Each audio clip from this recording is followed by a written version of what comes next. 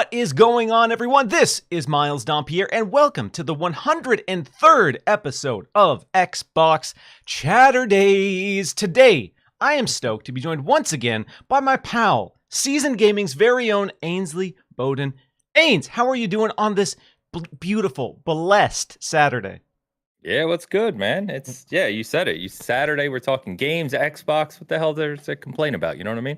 Exactly. I appreciate We're good to you. You're an awesome member of the community. We talk about video games all the time. Excited to dive in to today's episode because it's been a few weeks. You know, we've seen the conversations about, the doom and gloom, all of the pessimism surrounding video games and the video game discourse, and we're gonna be diving headfirst into all of that. We're gonna be talking about the performance disparity between Ghostwire Tokyo on PS5 and Xbox. We're gonna be talking about Hi-Fi Rush being a flop? Question mark? We're going to be talking about, the current state of the community's concerns regarding Xbox. I do want to highlight some of the community's concerns. We're going to be sharing our impressions on Dead Island 2. We're going to be sharing our greatest compliments and criticisms of Xbox, PlayStation, and Nintendo, the state of the industry, and so much more. But before we get into all of that, Ains, for the amazing people joining us live and listening on audio services, give us a quick breakdown of who you are and where people can find you. Man, yeah. So we got a lot to talk about, apparently. Yeah, buddy. And you didn't even mention that we're going to be talking about Xbox is dead. It's breaking news. I mean, that was implied. This is an Xbox show, so Xbox is dead. That's just a staple. ABK, Xbox is dead every single week. Hope you're right. There you go. So Ainsley Bowden, for those who don't know me, thanks for having me on again, dude. You know I always love chatting with you. So editor-in-chief of Seasoned Gaming, an indie kind of publication outlet channel. Do a weekly live show similar to this. And man, just try to cover the industry from a positive perspective. And we're called Seasoned Gaming because most of us that write over there have been around a long time, been gaming through all the generations. We have engineers, writers, tech experts. There's a whole kind of range of people that write for the site. So we try to bring a more seasoned perspective to games reviews, news, podcasts, etc. So. Beautiful. Appreciate it. If you guys haven't checked out Seasoned Gaming, like Ain said, a lot of great writers there, a lot of great members of that team, and it's something that's been going for how many years now? You've been at it for a little while at this point. Yeah, it's kind of crazy, actually. I founded it literally December. Of course, I remember December 1st, 2015. I founded it, set up the site, founded the company, etc. But we didn't really start kind of getting into core things until late 2016, early 2017. But still, that's going on 6-7 years now. So yeah, it's been a while. It's been a minute. So yeah, appreciate you. Appreciate everything you do. The Bitcast, it's a staple in my weekly rotation. And I want to give you a quick shout out. One of the reasons I like having you on is, despite your Breath of the Wild slander, despite you being one of those people who's like, Breath of the Wild is overrated. It's not a great Zelda game. Blah, blah, blah. True. The typical nonsense that this weird group of people online spout. There's the anti-Breath of the Wild weirdos out there. You fall into that camp a little bit. But I do. I want to give you some big props because I was listening to last week's episode and you guys were talking about Tears of the Kingdom. And I was like, God, Ains is going to talk about Zelda. Oh boy, let me mentally prepare. And you came out and said, you know what? I wasn't that amped. I wasn't that interested until I saw that last trailer. And now I think I'm going to pick up Tears of the Kingdom at launch. And I was like, see, that's why I love Ains. Despite some of the wild takes out there, he's willing to, accept when something is just beautiful. And that last Tears of the Kingdom trailer was an absolute masterpiece. So that trailer was, thank you. So that's awesome because obviously you weren't joking about listening to us. You caught that, which is great. Yeah, man. I mean, I don't care who you are. That trailer is brilliant. It's a 3-minute that any company looking at how you cut a trailer to get people excited for your game. That trailer's right at the top. Ooh. And that's coming from someone like you said, who even leading up, the gameplay presentation they did a few weeks ago, I was like, oh God, it's more Breath of the Wild. And I wasn't excited at all. And then I saw this trailer. I'm like, all right, okay. Now Nintendo. I'm in. Okay. You definitely, there's a lot in that trailer that you can tell expands upon what was in Breath of the Wild. So I'm hoping, it's been 6 years since that game released, man. Yeah, so a lot of time. A lot of time to iterate. Yeah, exactly. So I hope it's just a big evolution of what Breath of the Wild was for me. It's a busy time of the year though, man. All the games coming out in May and early June, and I'm a Diablo fanatic. So Yeah. once that game launches, nothing else will matter to me. So yeah, it's gonna be tough. But yes, I did say that. So I am hyped for it. And yeah. And that's why I appreciate you. Sometimes it's okay to change your mind. We all get set in our ways, and sometimes we are a little stubborn, and that's fine. But I always appreciate when someone's like, you know what? Yeah, okay, I'm in. I wasn't into it, but now I'm ready. So yeah, some housekeeping. But Nick in the chat nailed it, man. Link to the Past is the best Zelda. Come on.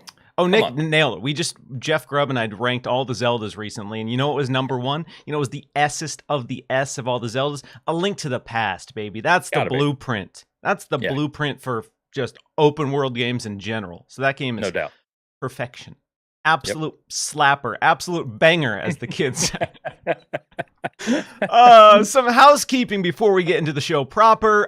If you haven't joined it, Xbox Chaturdays has a Discord. We got a lot of awesome folks in there. There is a link in the description if you want to pop in, come hang out. It is Xbox Chaturdays, but there are also dedicated channels for PlayStation, Nintendo, PC, and everything in between. So we try to keep it fun. Obviously, this is an Xbox-centric podcast, but we've made it a point over the last couple of years to really embrace gaming as a whole, regardless of the platform. So if you're interested, check that out. There's also a link for the Xbox Chaturdays merch store, which I'm stoked about. We got a lot of awesome merch in there. Got the Xbox Chaturdays death metal shirt. We got the classic Xbox Chaturdays logo. And we got a Dark Souls inspired design where I'm basically giving Solaire a piggyback ride. So check those out if you haven't. Some member shout outs before we jump in. On the supporter tier, we got Christopher Davis, we got Curie Cosmos, we got Rick Zion, Buddy McClure, Neon Demon, Rumberto, Happy Cloud Gamer, Jacob Novik, Rachel, Sinful Sadie TTV, Orange Rhino, Jigga J, Crytopsy, James, Shine Films, Derek Griffin Jones, V Simcoe, Anthony, Assassin, and last but certainly not least, literally my mom.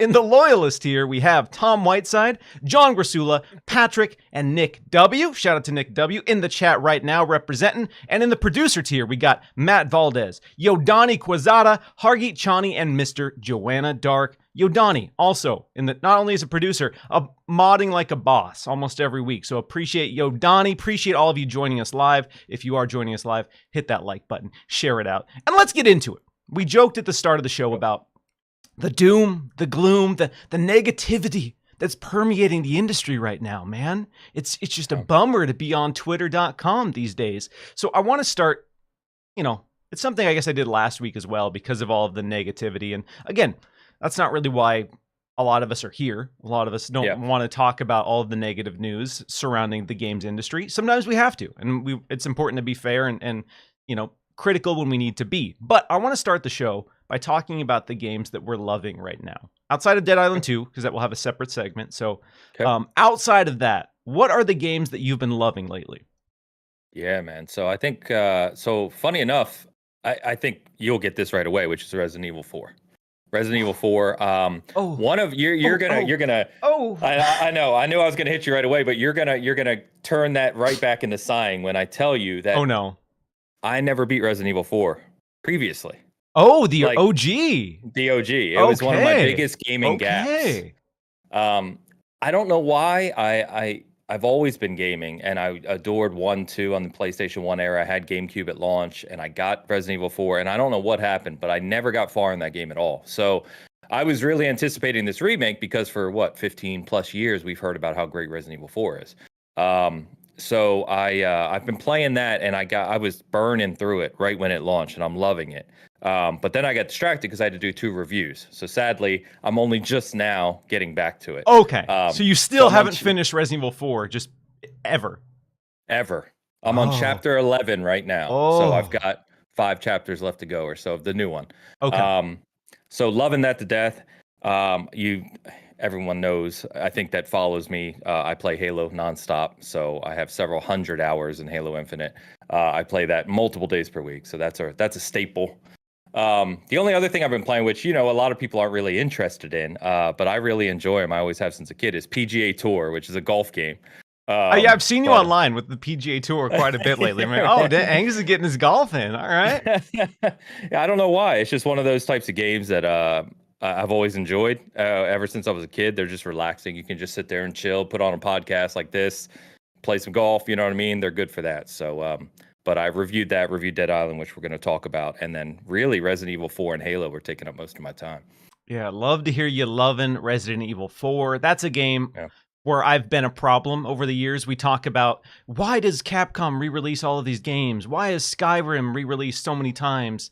I have bought and beat Resident Evil 4 on GameCube, on PS2, on Wii, on Xbox 360, and Xbox One.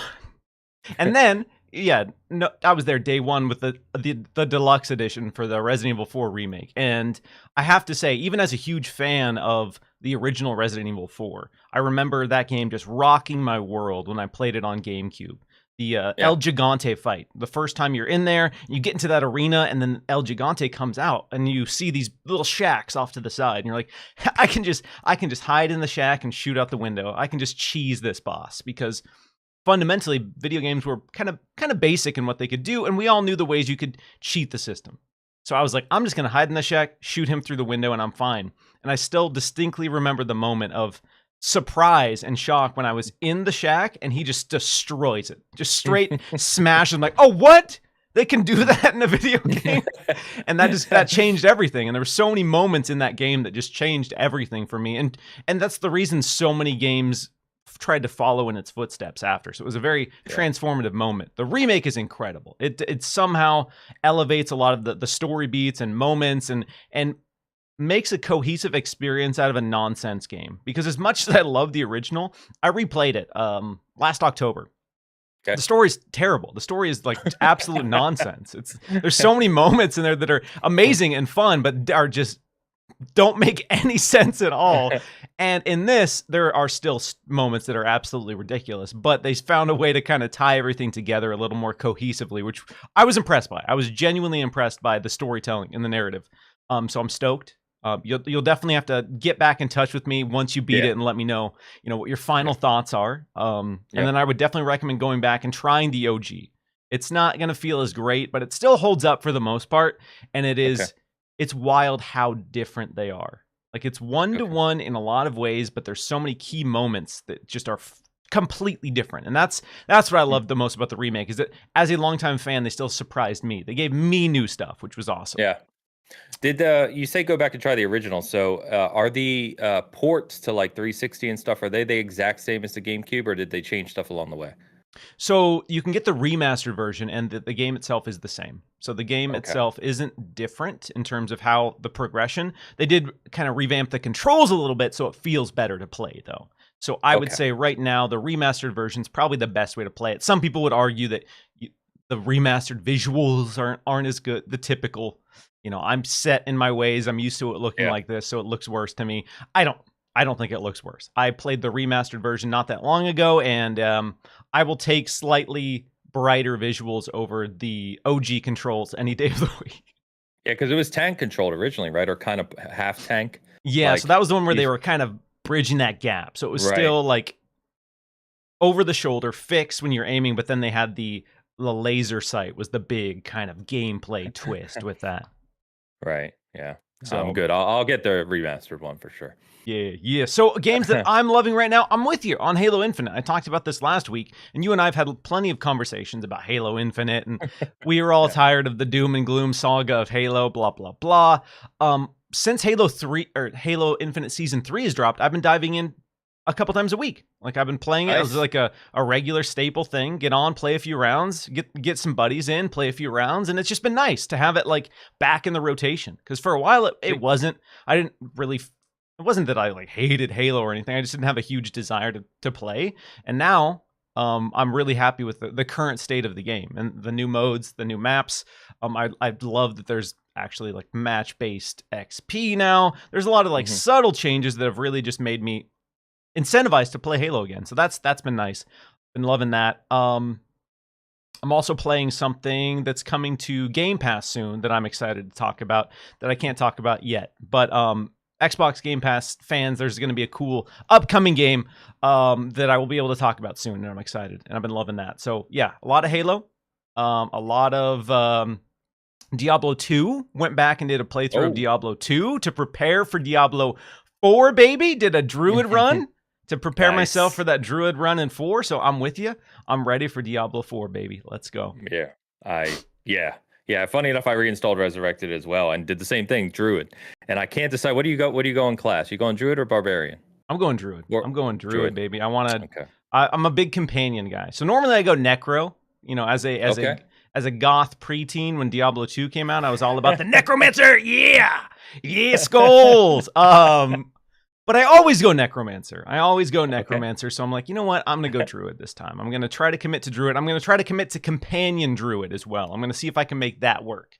So that's my current plan. Hopefully I'm not disappointed because I know Companion in the beta was a little whack. All right. It was a little weak. So, but they are said, buffing it. They buffed it. Yeah, they said we'll see. And that server slam they're coming up in a few weeks. The buffs are in there, so you can test it out before launch too. But why are they doing the server slam the day of Tears of the Kingdom comes out? What's up with that? What on earth? What's up with that? I don't mind. Okay. Speaking of Diablo and games we're excited about, another way I want to kick off this show with some good energy is I want to know the games you're most excited about for 2023. 2023, regardless of how you feel about the current news, Xbox fumbling, blah, whatever it is. 2023 is looking like one of the best years ever for video games. No doubt. Just point blank. Regardless of where you play, it is looking like an absolutely ridiculous year for video games. So I want to know the games at this point that you're still excited about, because we just had Resident Evil 4, we had Dead Space. We've had a lot of really amazing games already this year, and there's a lot to look forward to. So what's on your list right now? Yeah, man. So I was pumped about Hogwarts, which was excellent. I was pumped about Dead Island 2, which we'll talk about. Next is Redfall. I'm an Arcane stan through and through. Okay. Yeah, love that. Yeah. Prey's still the best game of 2017.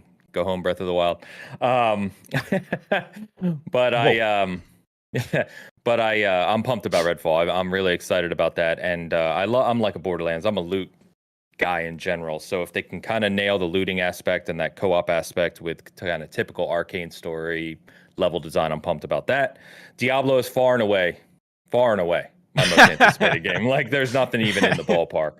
I will put countless hours into that. I have like 8 copies of Diablo 3, over 1,000+ hours in Diablo 3. So yeah, it's that's way up there. And then really funny enough, most of my most games I'm excited for are Xbox titles, man. So Starfield is definitely way up there. Not like we have to talk much about what Starfield's going to be. I mean, new Bethesda RPG, new IP, one of those games that potentially will be played forever going forward. Skyrim in space, as Todd Howard has coined it. Yeah, that's a salesman's quote for sure. But I mean, he's probably not wrong, right? I mean, that's kind of the theme in the sense of open world RPG, do what you want in space. And then I think we've talked about this. I don't know. I know people who follow me know I'm a big car guy as well. That's probably my second hobby only to gaming. So I love racing in real life and all that. So Forza returning is huge for me. I adore Horizon 5, but motorsport is where my heart has always been. GT7 is good, and I've really enjoyed the VR in GT7, but Forza, I think what they're doing with motorsport and kind of what we know about the physics there, the engine, etc., I'm absolutely stoked for. So I think actually behind Diablo, probably Forza is my next highest anticipated game for sure. Yeah, all right, dude. There's so many games coming out this year that I keep forgetting about major games. Like I go through and I have these moments where I'm like coming up with my list of most anticipated titles, and I'll put down 4 that I'm genuinely incredibly stoked about. And then somebody will say, "Oh, what about this one?" And I'm like, "Oh my God, I totally forgot this was even coming out." So right now for me, Redfall is probably the next big one coming up that I'm excited about, despite the fact that I'm going to play it on Xbox Series X at 30 FPS like an absolute heathen. I'm still very excited about Redfall. I still trust that Arcane will be able to deliver a great co-op experience. So I'm still very curious to see what that is. That setting for me, I'm sold on that world so hard. It's just beautiful Stephen King brought to life in a co-op shooter space, and that's me. That is like, I love co-op, I love horror. So from day one, I was ready to dive into Redfall, and I'm still excited about Redfall. Next up, Alan Wake 2, dude. It's real. Yeah. Like, oh yeah. I made a joke tweet the other day talking about how sometimes I get bummed, but then I realized that we're in the timeline where Alan Wake 2 and Dragon's Dogma 2 are real games that are coming. Right. And then I'm like, you know what? I have nothing to complain about. You know, as much as I'm going to whine about Redfall being 30 FPS, you know, I get to play Alan Wake 2 and Dragon's Dogma 2. So let's go, dude. So Alan Wake 2. Isn't Remedy still saying it's coming this year too? They're still on, because a lot of people have said, like, we haven't seen it. Is it coming? And they just as of like 2 weeks ago, they came out and said, yeah, it's still on track. Yeah. We're still looking good. 2023 is still the target. So we're going to be in a weird world where potentially Dead Space, potentially Resident Evil 4, potentially Alan Wake 2, and potentially Silent Hill 2 all drop in the same year. And it's like, what is happening? We were in this drought for the longest time of big budget horror games because everyone was scared or cautious about the sales potential of horror. And then we don't want to hi-fi rush it. You know what I mean? Exactly, dude. It needs to sell 15 million copies or it's a flop. All right. Period. Big facts. All right. So, but now everyone's looking at the data, looking at trends and saying, okay, everyone wants horror. So we're going all in on horror. We're going to give you more horror than you can handle. And for me, I got no complaints there. And then the last one, and I might be the only person like in the world very excited about this, but Killer Clowns from Outer Space, baby. The fact that that game exists, period, is just a miracle. I remember the trailer, what was it, Summer Game Fest or the Game Awards, where it starts in like a 80s inspired bedroom. Yes. And for a moment I'm thinking, is this a Back to the Future game? What is this? And then you see the lights outside. And then it cuts to the clowns. And then you realize, wow, they are making a Killer Clowns from Outer Space video game in the year 2023. No doubt. Dude. What is happening? Combine that with Texas Chainsaw Massacre, which is dropping day one in Xbox Game Pass. And again, as much as we talk about some of the negative news and some of the criticisms we might have, for me, generally speaking, I have little to genuinely be upset about in 2023 because it's a year, dude. It's an absolute year for games, and it's nuts. I'm excited. I'm very excited about this year. Yeah, so Killer Clowns is wild. Like I remember watching that movie when I was a kid in the 80s and it creeping me the heck out, right? Like I don't want to be spun up in cotton candy, you know, which is pretty much what they were doing in that movie. But it's just, to your point, it's wild that we're getting that game in 2023. Texas Chainsaw Massacre is real cool. Hopefully that lands well like Evil Dead did, right? And then, you know, we didn't even mention, like one of the other ones I'm really pumped for, Street Fighter 6. I grew up playing Street Fighter and Mortal that Kombat. Showcase, man. Oh. Ooh. I know. I mean, I played the demo yesterday. I don't know if you've touched it yet. I have it installed, but I haven't played it yet. So smooth, man. And it is stunningly gorgeous. So that's coming. We got Armored Core. We can't forget our brothers that's right. From Software, following Elden Ring 1 year later, is dropping a new Armored Core. Brand new Armored Core, still coming this year, according to them. So, man, it's just, and then Silk Song is supposedly still coming sometime soon as well with Hollow Knight. It's nuts, man. Tears of the Kingdom, an indie shout out that has me just ready, and is the Plucky Squire. That game continues to look big time amazing. If you haven't watched the trailer for the Plucky Squire, take a few minutes out of your day and look at it, because it is one of the most captivating, beautiful, interesting video game reveals that I've seen in a very long time. It's a mix of 2D and 3D, hand-drawn animation. It changes the entire gameplay loop like 5 or 6 times within this one trailer. It is such an amazing looking experience. I'm so ready for it. No doubt, dude. I was gonna say, I know you were like me watching that trailer, like, because they do the thing where it's like a minute in and you're like, oh, this looks pretty good, you know, and then it just flips it on you, and I was like, wait, what? It looks amazing. And then someone in the chat said Tekken 8, and you know, we're talking about horror and the renaissance we're seeing in horror, both in movies and games right now, by the way. Evil Dead Rise, baby, I can't wait to go see it. Yes, let's go. When are you going to see it? You going to see it soon? Right after this podcast, baby. Let's go. Sorry. Evil Dead Rise. DM me and let me know, because I'm not going to be able to go till probably Monday, Tuesday-ish. Okay. I'll drop all the spoilers in your DMs real quick. Don't do that. But, fighting games are the same thing. We're getting, according to Ed Boon, we're getting Mortal Kombat 12 sooner than we think. We've got Street Fighter 6 and Tekken 8 all coming at the same time. 3 legendary fighting franchises. I mean, it's just, I don't know how anyone can be down on gaming right now, man. It's absolutely incredible. The only thing we're missing is Killer Instinct. Where is it? Okay, Xbox.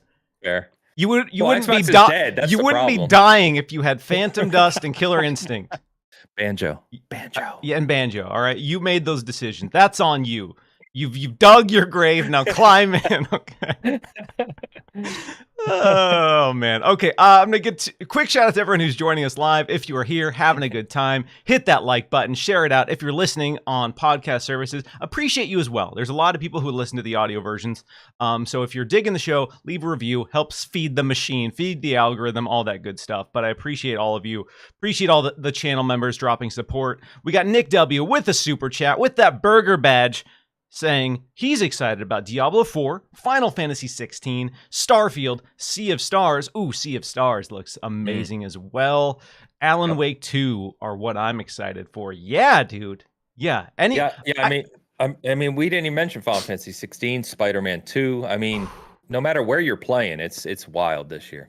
And again, for me, I wasn't that amped on Final Fantasy 16 because it's a franchise I used to love, but I've kind of, it's ebbed and flowed. Me too. My passion for it's ebbed and flowed. I liked 15 enough. I didn't really play 14 all that much. I'm not a big MMO guy, so I didn't really love that. I know people love Final Fantasy 14.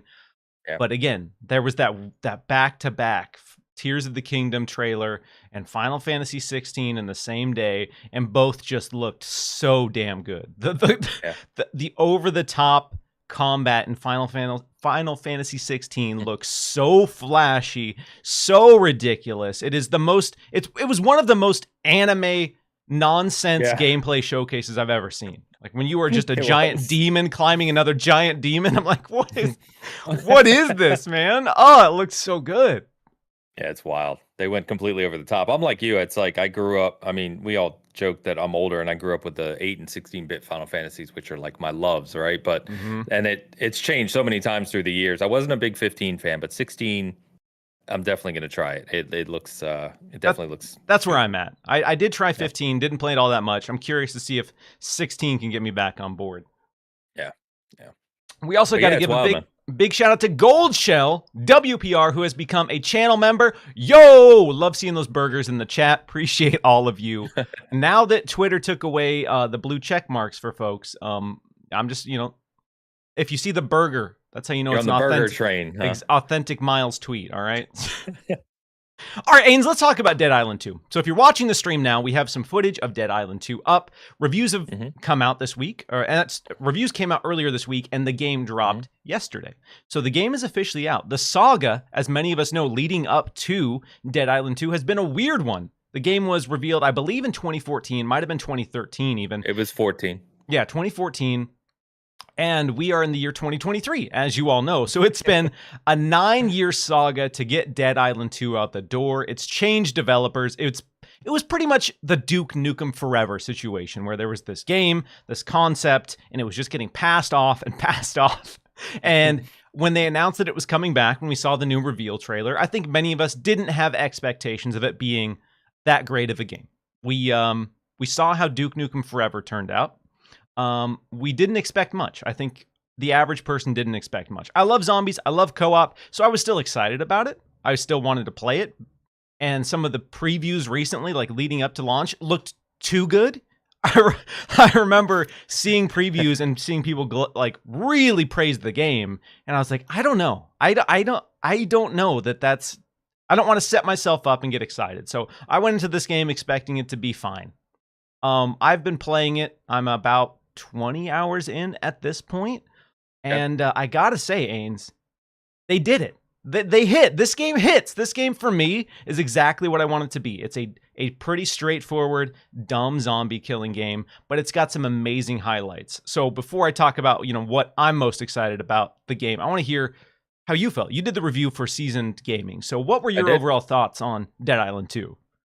Yeah, real similar to you. That the when I started doing every time I do a game review, I kind of research the developer and the history, right, and kind of set it up. And the research on this game was wild. Like it, debuted at that PlayStation Showcase in 2014. It went through 4 different developers. Mm-hmm. Publisher was all over the place with it, and they landed on Dam Buster Studios, who did.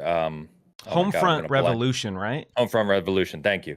So, kind of not what you would call a major AAA studio, but certainly not indie, right? I mean, they've got some talented people over there. And you're right. The previews were like, okay, this is way more solid than I expected to be. So I jumped in. I played it on PC.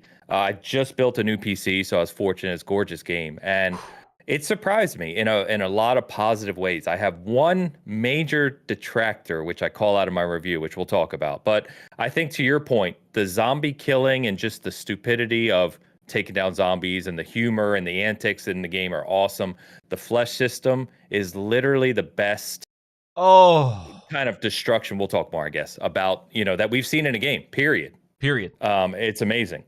But yeah, I'm surprised they landed it. And the funny thing was, what I was laughing about, because I was talking to Travis was reviewing it as well for IGN. So we were review buddies on this one. So we were talking through, he was playing on PS5, I was playing on PC, and I was like, this game's really well optimized. Like, it's beautiful, smooth. I wasn't getting any bugs or hiccups or anything. And I was like, is console the same? He said, yeah. He said, no issues at all. And I'm playing it on Xbox now. Because I bought my own copy on Xbox, and again, it's beautiful. So we're talking about all these games, the 30 FPS debacle, unoptimized games, and here we get Dead Island 2 that's been through 4 developers and in development for who knows how long officially, and it lands and is like incredibly well polished and optimized at launch. I just think that's absolutely hilarious to me, honestly. We gotta give them a huge shout out because there has been so much problems on the optimization front on console and PC. This year's been a rough year for Yeah. PC releases as well. We've seen a lot Yeah. of high profile releases. Last of Us, Wild Hearts just have miserable launch experiences for PC players. Yeah. Xbox, again, there's a lot of controversy with, Redfall at 30 FPS, etc. But it is a wild timeline when Dead Island 2, this game we figured was in just absolute development hell, was going to come out the door just limping, barely functioning. And it is one of the best looking and most well polished games I've played on my Series X in a long time. This game looks beautiful. All the footage you're seeing here is captured on Xbox Series X. And the reflection quality is immaculate, really, really high quality reflections. The draw distance is beautiful. The resolution is high. And you combine that with the fact that it's a 4-player co-op game. And like you said, it has the best gore engine ever. It has the best gore engine we have seen in a video game. You rip off chunks of flesh. You expose the bone. It is specific to where you hit them. You can crack off specific chunks of their skull. You can expose their brain. The brain has jiggle physics. The organs have jiggle physics. Their eyeballs pop out and dangle. Their jaw can become unhinged and dangle. You can melt their flesh off with acid. You can electrify them. You can burn them. There are all of these complex physics calculations happening with every single enemy in this game. So for the fact that it looks this good and runs this well is very impressive. There's a lot of technical problems that can arise in a game like this. So for it to look as good as it does and run as well as it does, kudos. That is probably a technical miracle in some ways. No doubt. Everything you just said. Yeah. Just for clarity, it's 3-player co-op, by the way, not 4. Oh, 3. Okay. Apologies. Sorry. No, I just didn't want anyone, thinking you could jump in with 4. But it is exactly what you said. And I was Game Informer, I think, that got to sit down with the designers of the Flesh It system last year, and they did a video on talking about how they did it. And if you're interested, definitely check it out, because I did for my review. And yeah, exactly as you said, like the structure of every zombie is like layered. Like they have layers of flesh, and then they have the like skeletal, structure of them, and all of that's being calculated in real time. I started testing it at different points in the game. So like I hid behind a fence, and the zombies, just fence, and I had a little pitchfork, and I crouched, and I just started poking him like in the belly, and it starts bleeding, and then there's holes, and then like his intestines started to fall out and dangle, and then I just kept going, and he just slowly fell apart as I completely shredded. I'm like, that is incredible. As an old school gamer, where you think about as gaming has advanced, and it's like I get wowed by those types of things. And it's just really, really cool. And I saw another developer praise them yesterday, and you might have seen this on Twitter. For there's a cutscene where someone's holding a gun, and it gets handed between four different AI characters, right? Where they're stealing the gun and handing it. And the developer was saying, like, people aren't going to recognize how much talent it takes. Actually, it's a scene. Oh, no, it's not that scene. It's in that spot, though. But they were basically saying, like, if you would watch carefully, the gun never jumps. So usually developers trick players by, because it's first person, so you can cheat with first person. Exactly. It's like teleports, like real slightly. But they said, like, it's just a real technical achievement what this team has pulled off. So I think for Dam Buster, right, even though I do have some complaints with the game, which I'll touch on in a second, I think what they've done here is incredibly impressive, and I just hope they continue with it. Like, take what you've got here. Take what you've got here and evolve it. If it's Dead Island 3 or something else, like Techland went off and did Dying Light, right? Evolve this, because you've got something special. Yeah, on a previous episode of Xbox Chaturdays, Khalif Adams and I were talking about, the evolution of what we want to see from horror games, what we want to see from the future of tech, and we were talking about what we coined as the anatomy engine, which was basically a anatomically correct body that can be completely disassembled in a game, and this is the closest that we've ever gotten to that. It's so detailed. As you said, you can sit there, and when a body hits the ground, some games turn off the physics calculations. Like, once a body's on the ground, you can't really interact with it outside of moving it around. In this, you can continue to chop it apart. There's one particular moment where I was laughing so hard because there was a zombie that I knocked on the ground, and I took my hammer and smashed its butt, and literally the zombie's ass cheeks came off. And it exposed the skeleton's leg bones under the ass cheeks where I hit it with the hammer. And I was like, my God, you can literally smash a zombie's ass off in this game. What a time to be alive.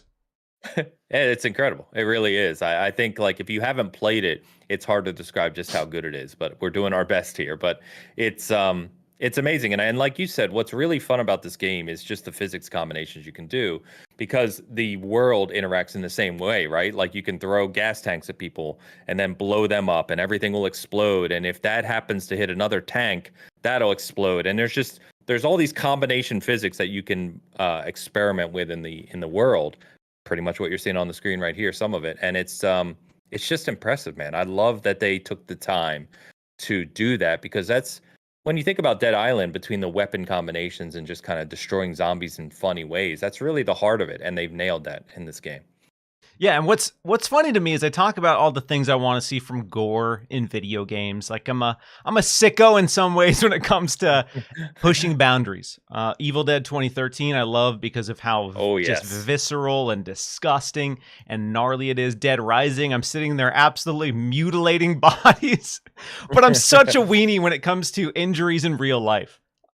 My wife, she'll watch like a lot of fail videos or a lot of sports injury videos where you watch like a skateboarder fall or a snowboarder fall, and clearly they break an arm or a leg. And for me, no, I can't. Like, I gotta look away. I can't. I don't like seeing actual people get hurt. But when it comes to fictional settings like this, yeah, let's get as disgusting as we possibly can. I'm exactly the same. Exactly the same. Like, if we're watching a show that's realistic and it shows, like a surgery show my wife likes. Oh yeah. Like, no, I can't watch exactly. My wife's the same way. She loves it. She's like, oh, look at this girl. Like, she follows a lot of like I guess influencers that are also doctors, and they'll share pictures of someone with like a disgusting rotting lesion on their arm or their eyeballs coming out. I'm like, no, do not show me that. No. Yeah, I'm the same way. Same exact way. So I guess before we dive into like our complaints, the one thing that I want to compliment, and I'm curious to see where you land, is I've seen some reviews complain that this doesn't feel like an open world game, and it's not what I would consider an open world game. It feels very much like the original Dead Island games, where it's segmented. You have big open zones, but there are loading screens that connect them to each other. In some ways that makes it feel a little more linear, but honestly, that to me has been so refreshing. It has been so refreshing to have really beautifully designed locations, really incredible set pieces. Every single zone in this feels distinct. There's a lot of attention to detail. There's a lot of specifically placed objects. And for me, that's been such a refreshing change, where every single game wants to be 50-hour plus open world experience that you can go anywhere at any time, but in some cases some of those locations aren't that interesting. It's just there to kind of fill this big overarching map. So this is more restricted in some ways, and it's not as much of an open world sandbox, but in my experience so far with the game, it's kind of been refreshing, even though it feels like a 360 game, quote, in some ways. Yeah, so funny enough, I can see, it's weird because I partially disagree, but I also can see what you're saying, and it all makes sense to me. Yeah, because I've like a lot of reviews complained about that, so I'm curious to see where you land on it. Yeah, so did I, and it's not so much for me that it's not open world. It's more that when you look at something like what Techland did and started to evolve in Dying Light, right? For me, the problem is, and you're right, each level is distinct. They go across Los Angeles, or LA as they call it in this game. You go through movie studios, which I think they're showing right now on the screen. And, there's some really cool settings here. You go to Venice Beach and you go to Ocean Drive, Venice Beach looks so good. Yeah, so I lived in LA for a long time, so like for me, they did such an amazing job bringing those places to life and capturing that feeling. They did, yeah. And what I really like about it is, and they talked about this, is that they focused on making the zombies kind of people that would be in LA in those areas. You know what I mean? So you see the joggers and you see the big muscle bound dudes, and there's healthcare workers and other stuff going on. But I think the big detractor for me is not that it's not open world per se, but it's just that the levels themselves, they're beautiful, as you said, they're distinct, they represent LA well, they do all those things well, but they're not interesting to explore. You're not really rewarded for exploring. Not at all. Not at all. There's definitely clear pathing that's created for the player. And, most of the buildings, you can't really go in or find anything. Really they're kind of hidden or discoverable, I guess is the word. Thing is, like, you get fuses that you can buy and you can unlock rooms that give you like crafting stuff and one special weapon. And that's throughout the entire game, top to bottom. Yes. And then there's a few rooms you can find here and there. But generally speaking, you are in these locations and you are pathed a certain way. There's very little in the way of true player agency, I think is what I said in my review. Yeah, you are kind of guided along the way. Yeah, so that's my biggest complaint. I kind of agree in the sense of if they just made this a big open world, one, everything we've talked about that's positive, the physics calculations, the optimization, all of that, the graphical and frame rate combination, all of that might have suffered for all we know, right? Because that's a much tougher thing to develop.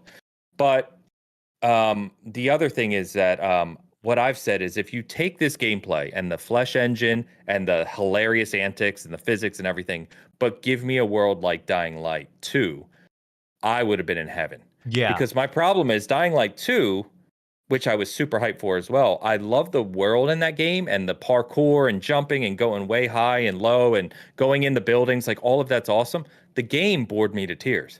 Like, I think it took itself way too seriously. And whereas Dead Island 2 does what I want, where it's a goofy B-movie zombie game, right? With an awesome, just fun to smash and blow things up. But the levels bored me. And I'm like, put those two things together and you'd have like the perfect zombie game for me. So that was the one thing that detracted from me, honestly. I still gave it a 7.5, which is a really good score. We use the full scale, obviously. And they do have, there is a season pass with this game. So I'm kind of curious to see what they're going to add to it. If it's just going to be like extra levels, or I have no idea really, because the game ends pretty distinctly.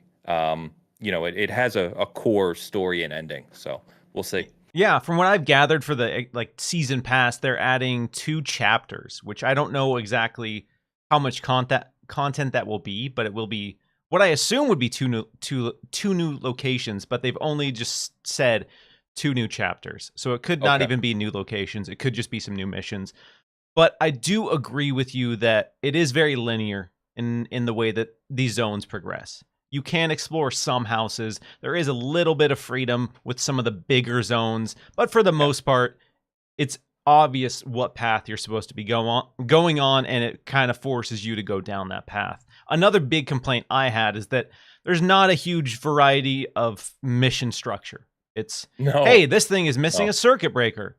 Okay, cool. Let me put this in.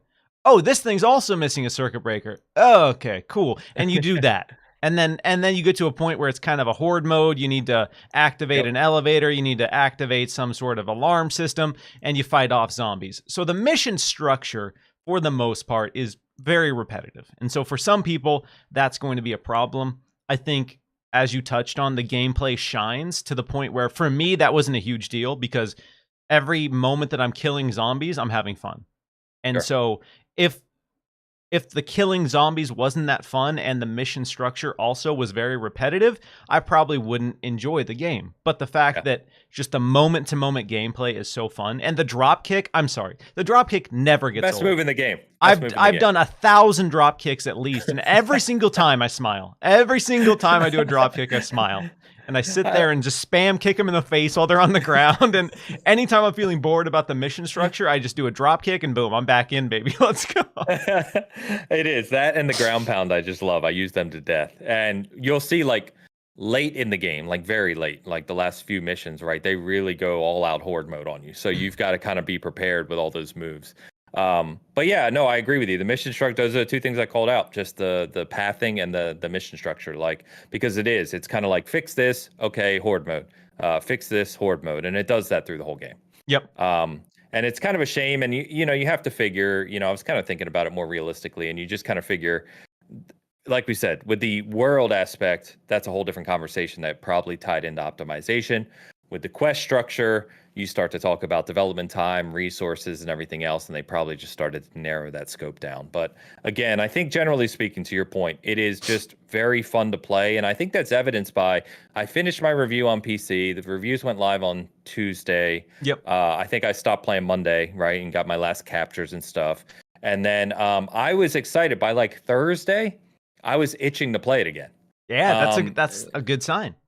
Yeah, and I had finished it, you know what I mean?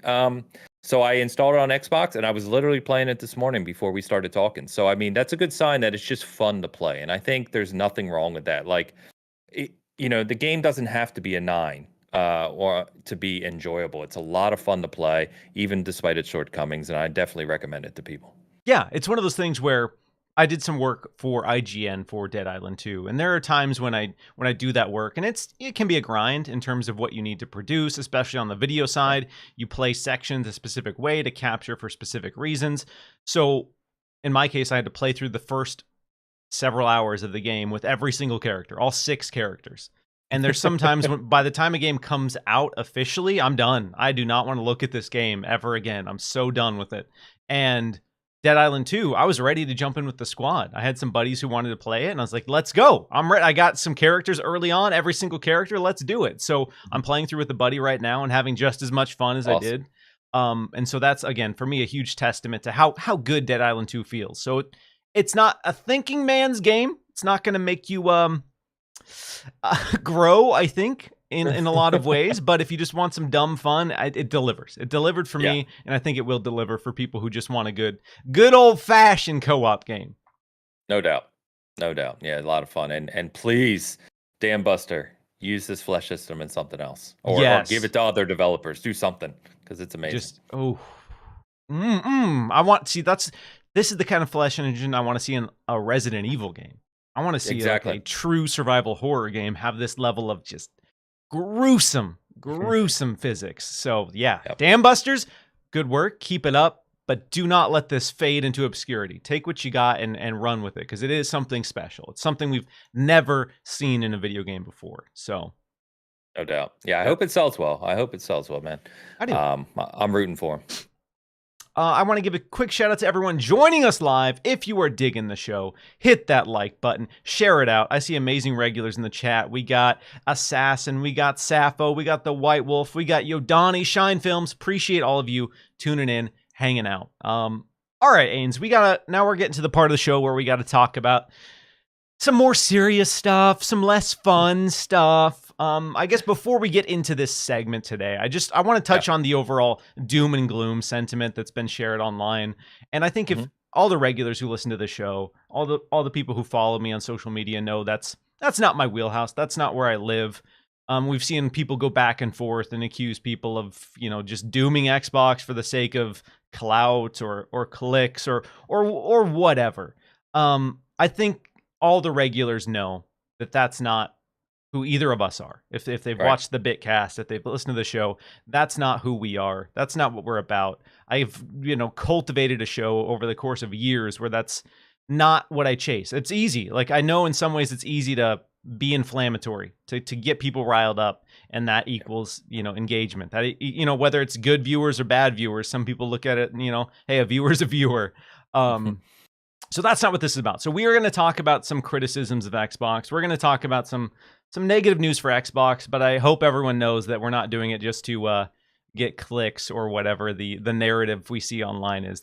It's about the industry and what these developments mean for Xbox, isolated to the fans, and then in the grand context of the entire industry. So just wanted to get that out of the way because I know I've seen people just everyone's bummed. There's a lot of negative news, and that gets people kind of spiraling in some ways. But we're still going to have some fun.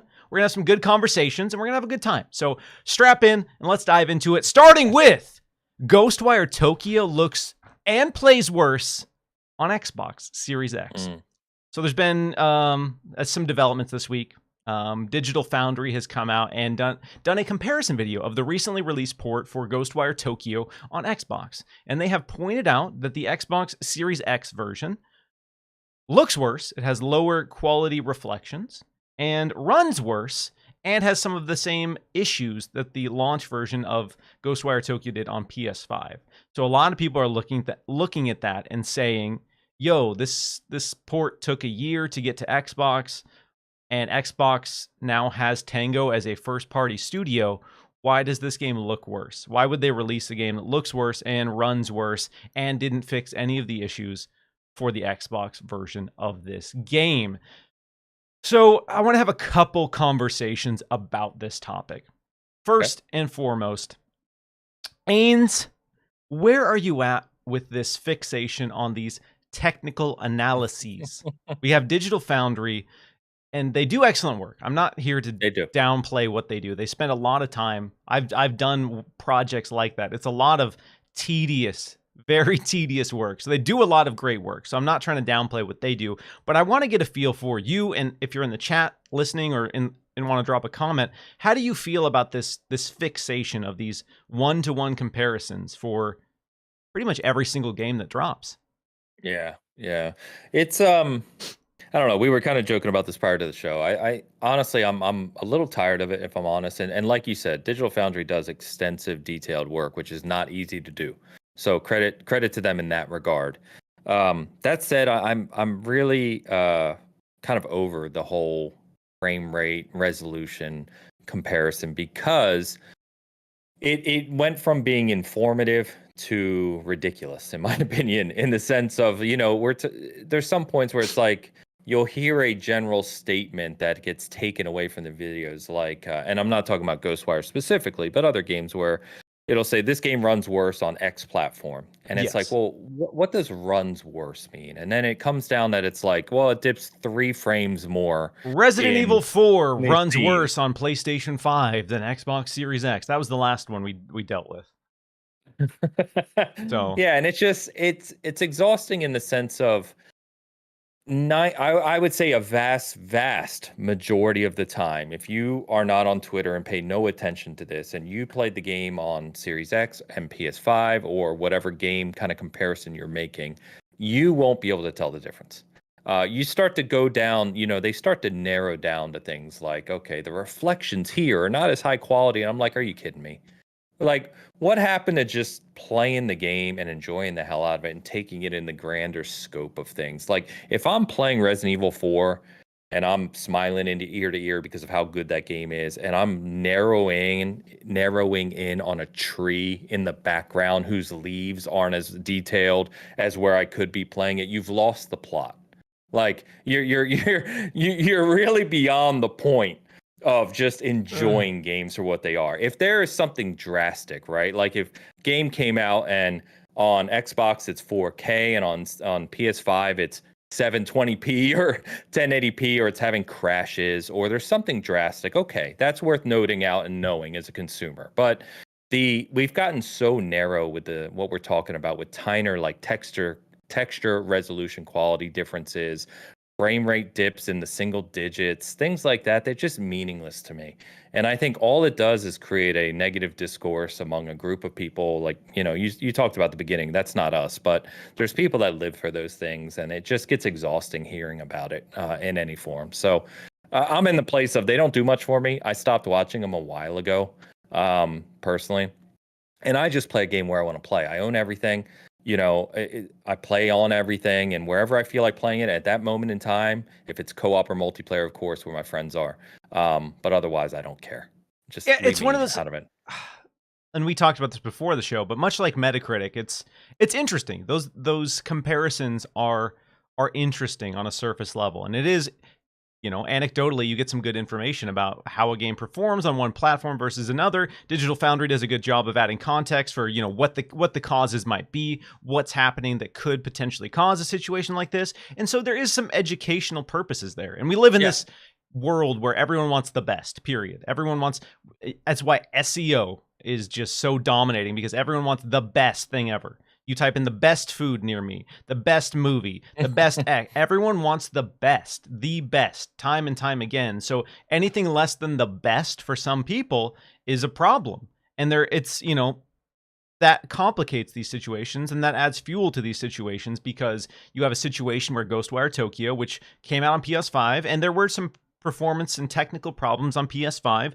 The game also didn't necessarily release to critical acclaim, if we're being honest. It didn't blow anyone's socks off. It wasn't this masterpiece. And so when I look at this situation here, and when I look at some of the potential causes, I imagine we know Tango Gameworks is working on 2 other projects. So I imagine this was just a very tiny group of people who just got the game working on Xbox and moved on. And again, they said it looks good enough, it runs well enough.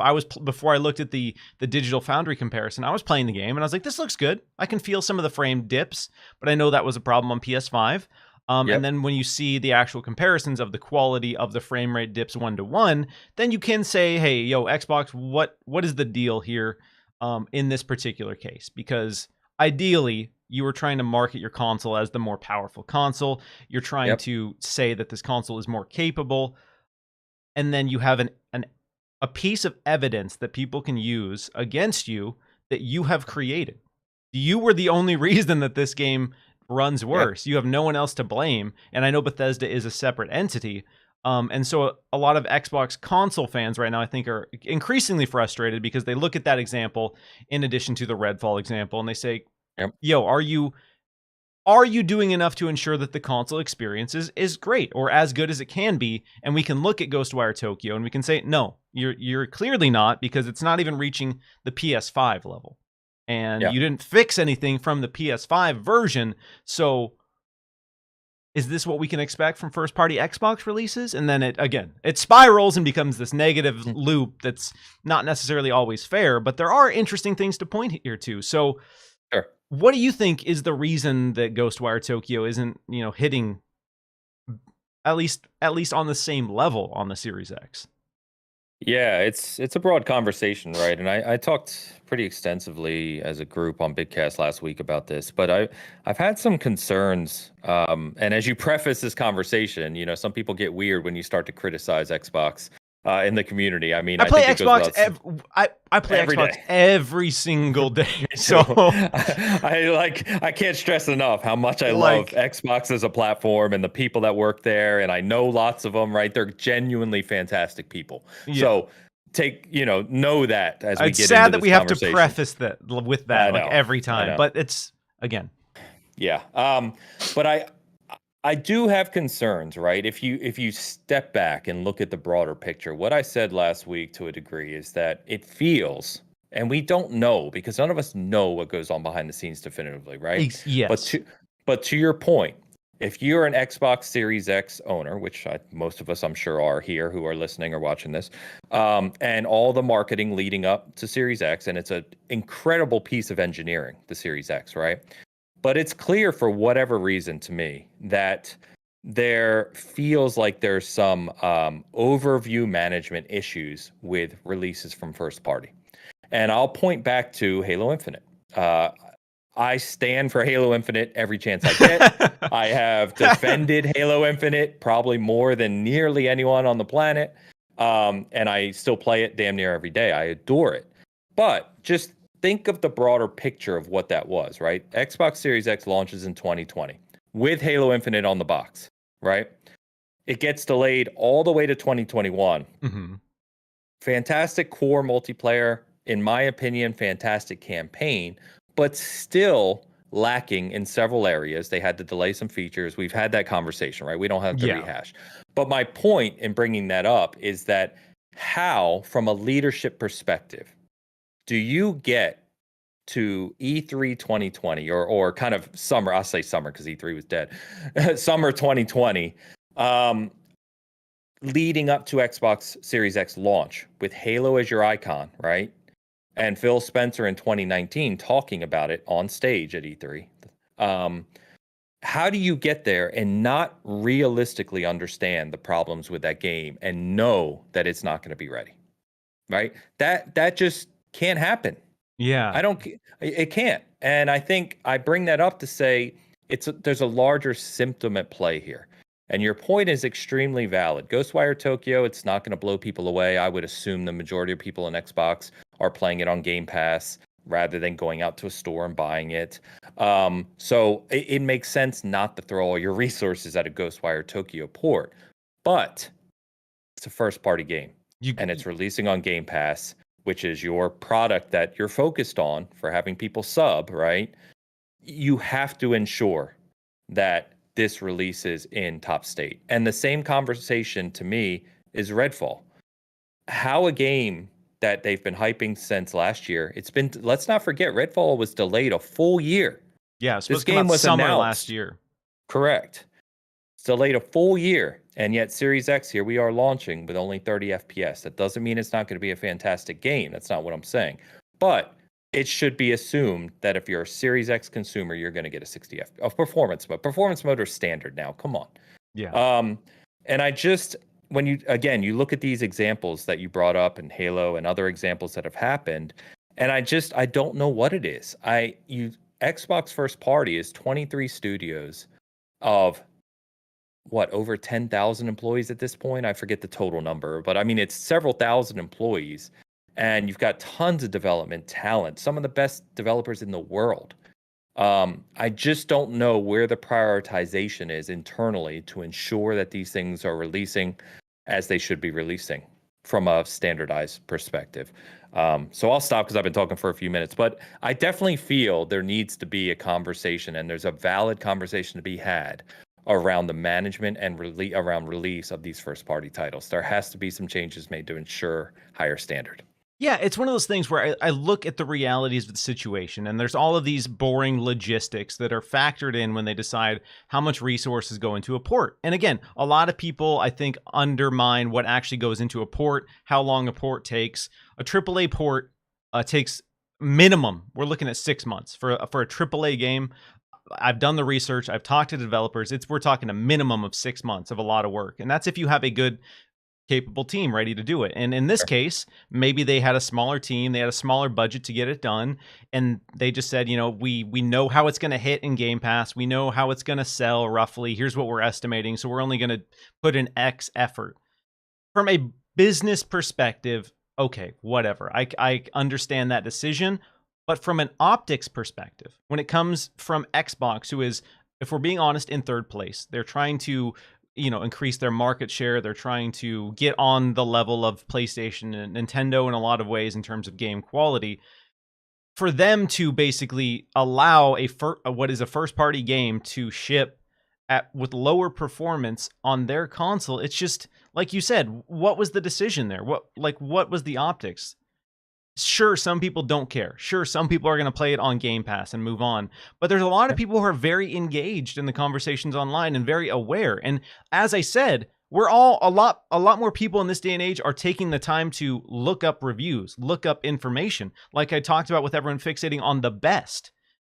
People want the best, and if you can't give them the best, they're going to go somewhere else. So if you're Xbox, who's already lagging behind in some ways on the console side, and you're not even going to give as good experience, how are you expecting anyone to buy your hardware, if I'm just being frank? And that's why I'm confused with decisions like Ghostwire Tokyo. It's not the end of the world. It's not, Xbox is doomed, Xbox is dead No. situation. It's just an Xbox, yo, what are you doing, honey? Honey, why is this the case? Like, I love you, but someone along the line is made the wrong call here, or the quality assurance wasn't there. And I understand Bethesda is a separate entity, and maybe Bethesda was the one who made the call and said, hey, we're only giving you X time and budget. We don't know, like you said, we don't know the exact reality. We don't know what went into this. So I'm always careful with how I word these things. So I don't want to say it's Xbox's fault, it's Bethesda's fault, because I just don't know. I don't have the information to say. Right. But it shouldn't be on the players and the fans on the console side to endure it and say, well, I don't know whose fault it is. I guess I'll just suck it up and deal with it moving forward. Because again, isolated, all of these things don't matter that much. But compounded, it's starting to paint a picture that Xbox doesn't care about the console that much, or doesn't really look at the console in the same way it's looking at cloud gaming or PC gaming, which again, we can talk about the logistics, and they can say, well, Xbox has data that shows that they should be focusing on cloud because they're seeing a boost in engagement and a boost in users on the cloud side. And, there's a huge potential on the PC side. We have X percentage of the PC market, but if we invest in the PC, we can grow our business exponentially. There's a lot of business justifications that are probably happening behind the scenes that most of us don't care about, because we are not making money off of those decisions. We are sitting by with, buying a $500 console, paying $70 for a game, and getting an experience that's not as good as somewhere else. And again, for some people, that's unacceptable. And I'm not going to fault anyone for being annoyed or frustrated at this point, because it's like, hey, Xbox, literally, there's no one else to blame but you here. I don't know what to do.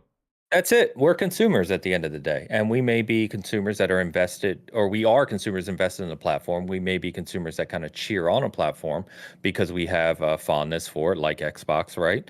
And I think we just want to see, right, Xbox do well. And it's not that they're not doing well, right? The revenue shows they're doing extremely well. So the Xbox is dead conversation is absurd. Yeah, that's not the reality. Xbox is doing well. Xbox is doing better than it has been doing. But again, like you said, with Xbox fans, I think they just want and expect a certain level of quality. Yeah, and there's a disconnect, right? Because think of the messaging. Look at your messaging versus delivery, right? That's true of any product. Look at messaging versus delivery. The messaging we got over the past, let's say 24 months, okay, has been Series X is the most powerful console ever built, which just technically speaking, it is, right? We got Satya Nadella talking about being all in on gaming. All in on gaming, baby. Yeah, and you've got billions, if not hundreds of billions, being invested, if you include ABK, of course, into the ecosystem in terms of Microsoft gaming as a whole, right? So you've got Phil Spencer has talked about it many times, Sarah Bond, all the kind of head leadership, right, of Xbox has talked about these things. Even Pete Hines and Todd Howard, right, talking about the relationship with Xbox, what it's allowing them to do, and the development power, all these things, right? That's your messaging. So where's the delivery? Because the delivery is not matching your messaging, and I think that's a disconnect. And that's why I said there's an oversight issue. And you're right, we don't know if this is a Bethesda decision. They're still their own publishing arm, right? Like we don't know. I don't know the logistics of who manages who. We know that Xbox, in reality, from a financial perspective, is the overseer, right? Microsoft owns Xbox, Xbox owns Bethesda. They're all under that umbrella. We don't know what that management structure looks like in backroom conversations or how decisions are made. But somewhere along the line, there's an oversight issue. And I think that, this is going to oversimplify it. But let's say 12 months ago or 6 months ago, whoever's reviewing internally Redfall's delivery on Series X and Series S for a console should have said, there should be a standardized China checklist. And if you can't meet that checklist, that's a problem. What do you have to do to fix that? Is it because, as you said, development is extremely hard. We've both talked to developers. Yep. I would say 99.9% of the discourse on Twitter doesn't understand development, right? So it's extremely difficult from what I understand. And it's not as simple sometimes. It's just throwing extra developers at it, right? It's not as simple as just development power. There's a lot of other factors at play. So I don't want to sit here and kind of say that's as simple as it is. But no matter what the issue is, at the end of the day, as consumers, we're focused on delivery. And it's clear in some cases there's a delivery, maybe shortcoming might be the right word, compared to either other platforms or the industry. And Xbox has to fix that, in my Yeah, opinion, or should fix it. it's one of those things where the reality is that development is incredibly hard. A lot of the average audience doesn't understand and will frankly never understand. There's a lot of Right. business decisions and conversations behind the scenes that we don't know about, but we'll also never know about them. So you can't expect the average person to just know that there's some information that they can't have and be okay with it. That's a big ask of a lot of people, especially when you're a gaming platform with you're trying to get millions, and you have millions of fans and you're trying to get millions more. That's just the average person, unfortunately, doesn't care about what those conversations are, because those conversations don't necessarily impact the final product, as you touched on. A stupid food analogy: if you marketing and expectations versus delivery, if you go online and you splurge, in this case we'll use Xbox Series X, we'll compare it to a pizza. Let's say you have the Series S in your cart and you're like, you know what, I'm gonna treat myself, I'm gonna get the pizza with I'm gonna get extra cheese and extra sausage. You pay the extra money, shows up at your door with 4 sausages on. You're like, dog, what's up? The first time that happens, you'll say, okay, maybe it was just a misstep, whatever. But if you order 3 pizzas in a row and it happens 3 times in a row, I guarantee you're not going to order a 4th pizza from that place. And that's the position that Xbox is putting themselves in, is that, shame, fool me once, shame on me, or shame on me, right? You fool me shame twice, on you. Yeah. Oh yeah, exactly. Fool me twice, shame on me. Exactly. That one. That's the situation that Xbox is going to be in with the lot of especially on the console side, because they're just expecting a lot. And Xbox is in a position right now where they're trying to be everywhere. They just want to be on your phone, they want to be on the PC, they want to be console. And maybe there's an argument to be made that they're not handling all that well, that they're unable to do all of that at the same time. And because of that, certain releases, certain platforms in this case, are not getting the support they need because resources are tied up otherwise. We have the ABK deal, we had the expansion into cloud tech, so we know that Xbox Series chips are being allocated to the cloud versus being put in stores, which again feeds the narrative that Xbox doesn't really care about its console business, blah blah blah. But again, it's just, when you tell someone something and you sell someone something, you need to make sure that that is the reality that they live in, because nobody should ever feel bad about a purchase. And if someone feels bad about a purchase, you have lost their trust. And chances are they're not going to want to keep spending money with you. And that's just kind of the reality. Again, Xbox is making money. People are still happy with the Xbox brand. But when we look at the very informed customer, when we look at the very engaged fan online, there's a reason there's been so much doom and gloom, because people are like, yo, man, like, I've waited years for a moment and a release, a high profile release. And this is what I'm getting after, like, not only my financial investment, but my time investment. And again, time is valuable. Time is very valuable to people. And I think that's something that gets understated. Yeah. No, you nailed it, man. You nailed it. And like we said, right, Redfall was delayed a year. It's not like they should be coming in hot per se, with this release, right? They've had a lot of time to optimize this, and I don't know, it feels off to me in some way, and I don't know exactly what it is. I don't know what the solution is. Not claiming to, but I don't need to know. That's not my job. Exactly. Yeah. I'm buying your products. The amount of money I've spent on Xbox products over the past 20 years I could probably buy a house. When I do my taxes, I get to see how much money I spend on video games every year, and I look at it and say, "Yikes!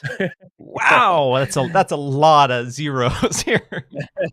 Yeah, and I've been a big proponent of their leadership, right? And I think Phil Spencer's amazing in a lot of ways, and I've offered a lot of positive discussions around that and everything. And it's, I don't know where it falls. I mean, obviously Phil is out in front of people and he's the head of Xbox, so he's gonna be the one that people point to. And at the end of the day, it obviously comes from the top. But there's something going on here, and you're talking about a massive organization with all kinds of layers of leadership. The Bethesda is its own publishing arm, but they fall under Xbox. That's got to be weird internally. I'm sure there's power struggles to some degree.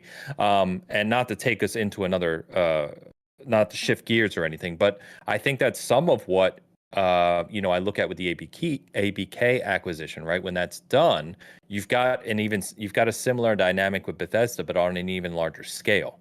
And I'm literally in my career work right now in the process on a migration team for two companies merging. So I've gone through it like 4 or 5 times in my career job. It cannot be pretty at times, right? It can be ugly, and things get overlooked. There's complications, and I don't know.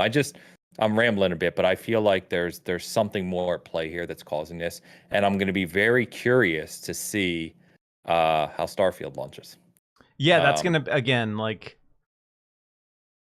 We've talked about Redfall ad nauseum, so I don't really want to go back through the Redfall saga. But yeah, unfortunately for Xbox, that has shaken the confidence for the rest of their year. On paper, they had a really solid year poised. People were stoked about Redfall. People were stoked about Starfield. We have Forza Motorsport. There's potential for them to launch something else big in the holiday window as well. There's Starfield in September gives them a window to just finish off 2023 incredibly strong if they can hit one more big game. So on paper, there was just so much to be excited about. Hi-Fi Rush. Remember when Hi-Fi Rush Shadow dropped and it was one of the most positive moments I've ever seen for Xbox Online? No one was talking about console war nonsense. Everyone was just like, yo, Hi-Fi Rush is a just straight up game of the year contender. Unquestionably. This game is fun. It's bright. In that moment, Xbox needs those moments desperately right now. And Hi-Fi Rush was just a great way to start the year, especially coming off the back of 2022, which again, I don't want to rehash that, but people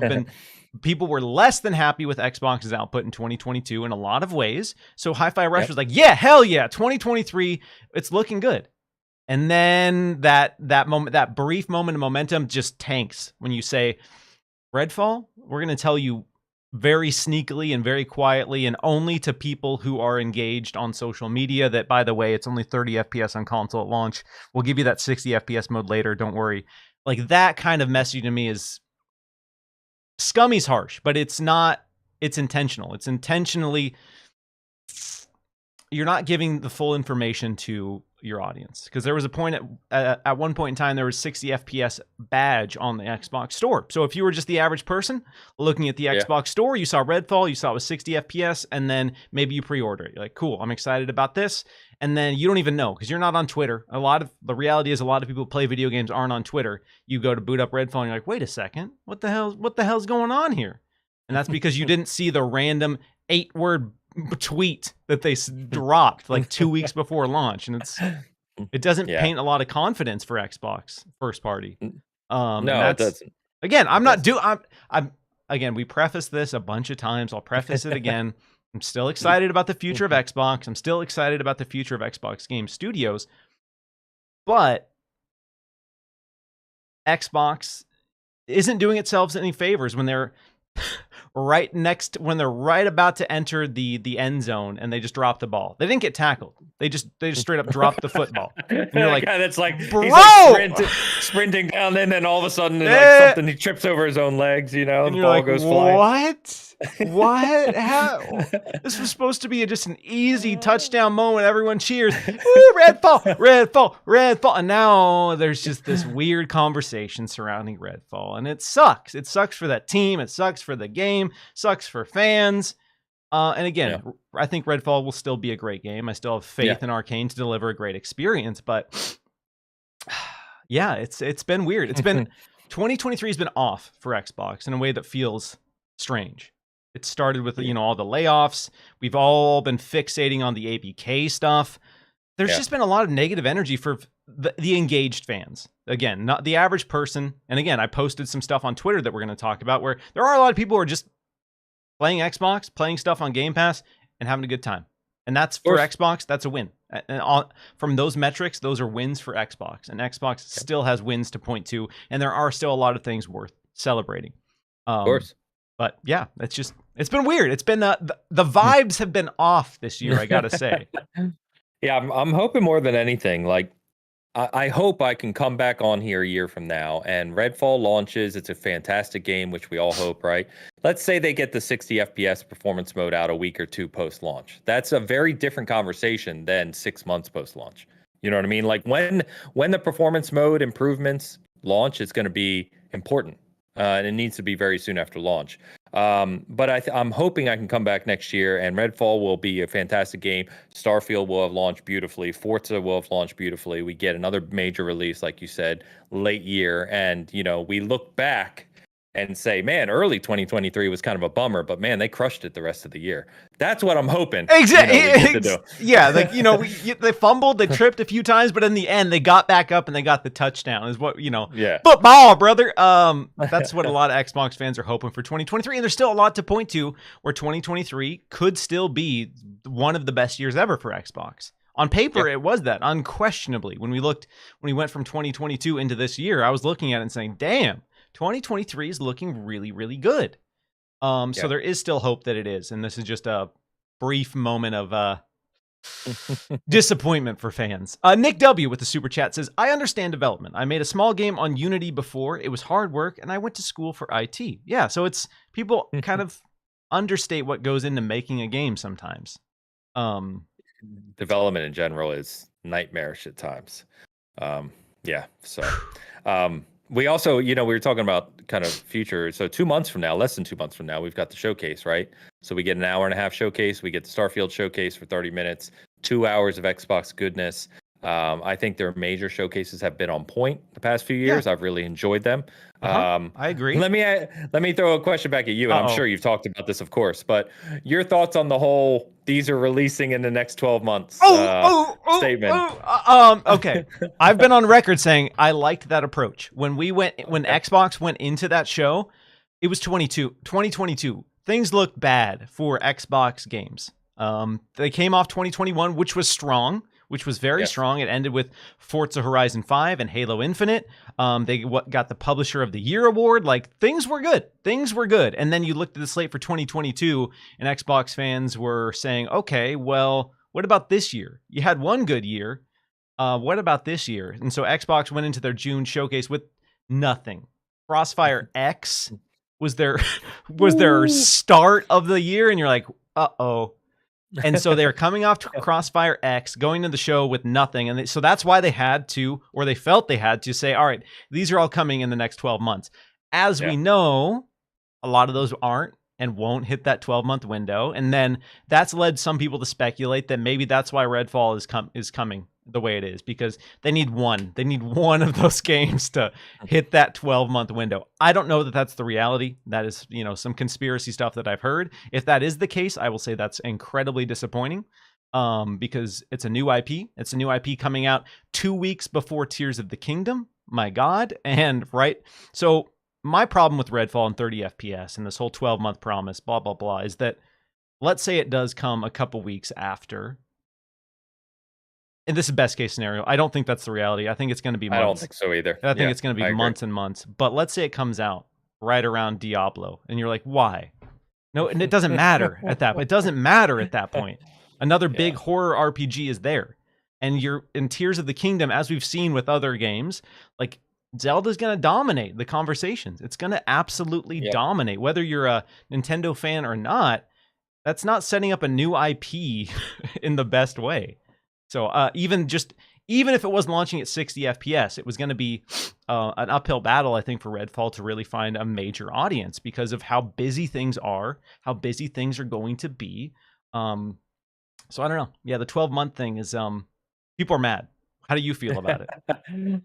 I think the 12-month thing is a good idea in theory. We've talked for a long time now around Xbox first party, growing their studios and getting to a cadence of delivery on Game Pass, right? Where you can have kind of at least one major first party release every quarter. Yeah. That's the goal, right? That's the long-term goal. That is the goal.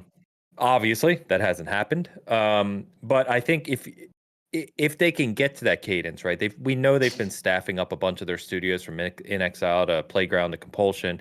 And, long term, if they get to that cadence, I think the 12-month thing is cool because then you know what you're looking at in theory. There's always going to be delays, but in theory, down the line. But the problem is they are not in that cadence. They've had delivery issues, as we've talked about for a while now. And therefore, when you come out and say 12 months and you don't deliver, that just compounds the issue of the visual for hardcore audience like us of delivery, right? You can't even meet what you said you would on your showcase last year. So I think, yeah, I don't know. I'm mixed bag on it. It's like, I don't know if they're going to do that again this year. Have I they don't talked think about that? so.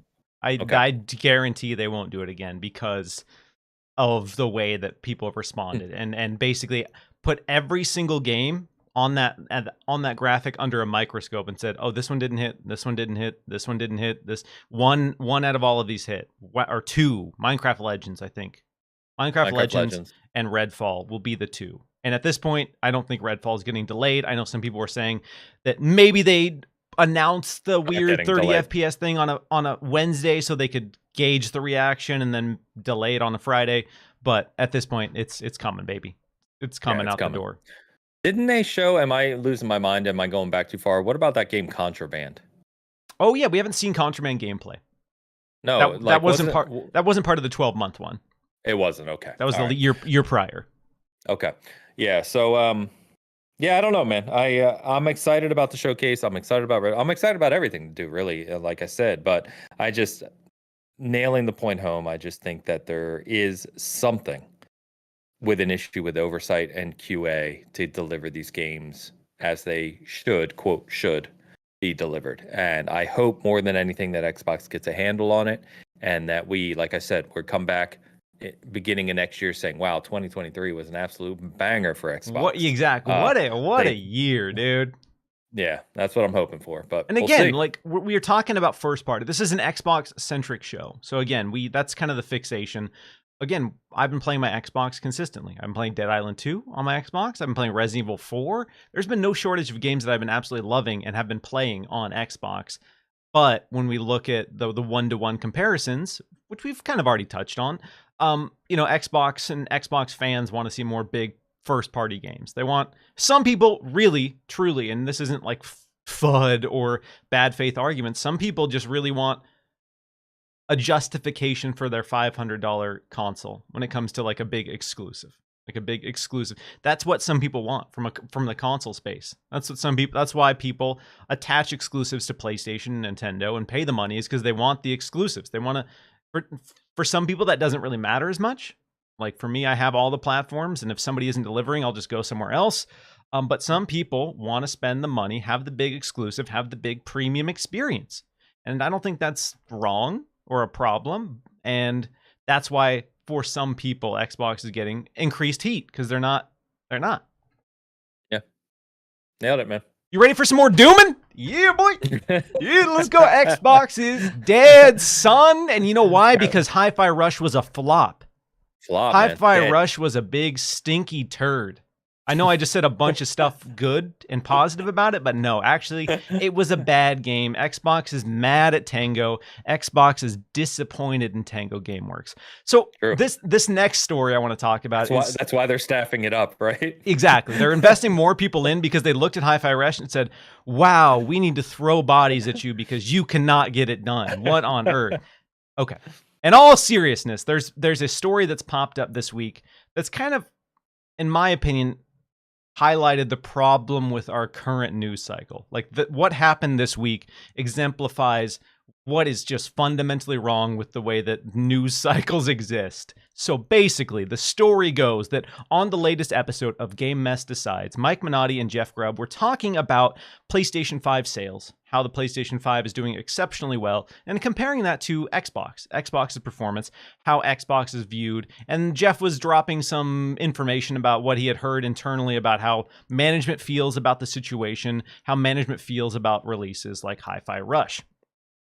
And so during this particular segment, Jeff was talking about Hi-Fi Rush and the release, and he made a quote, let me see if I can find it here, that basically said Hi-Fi Rush didn't make the money it needed to make.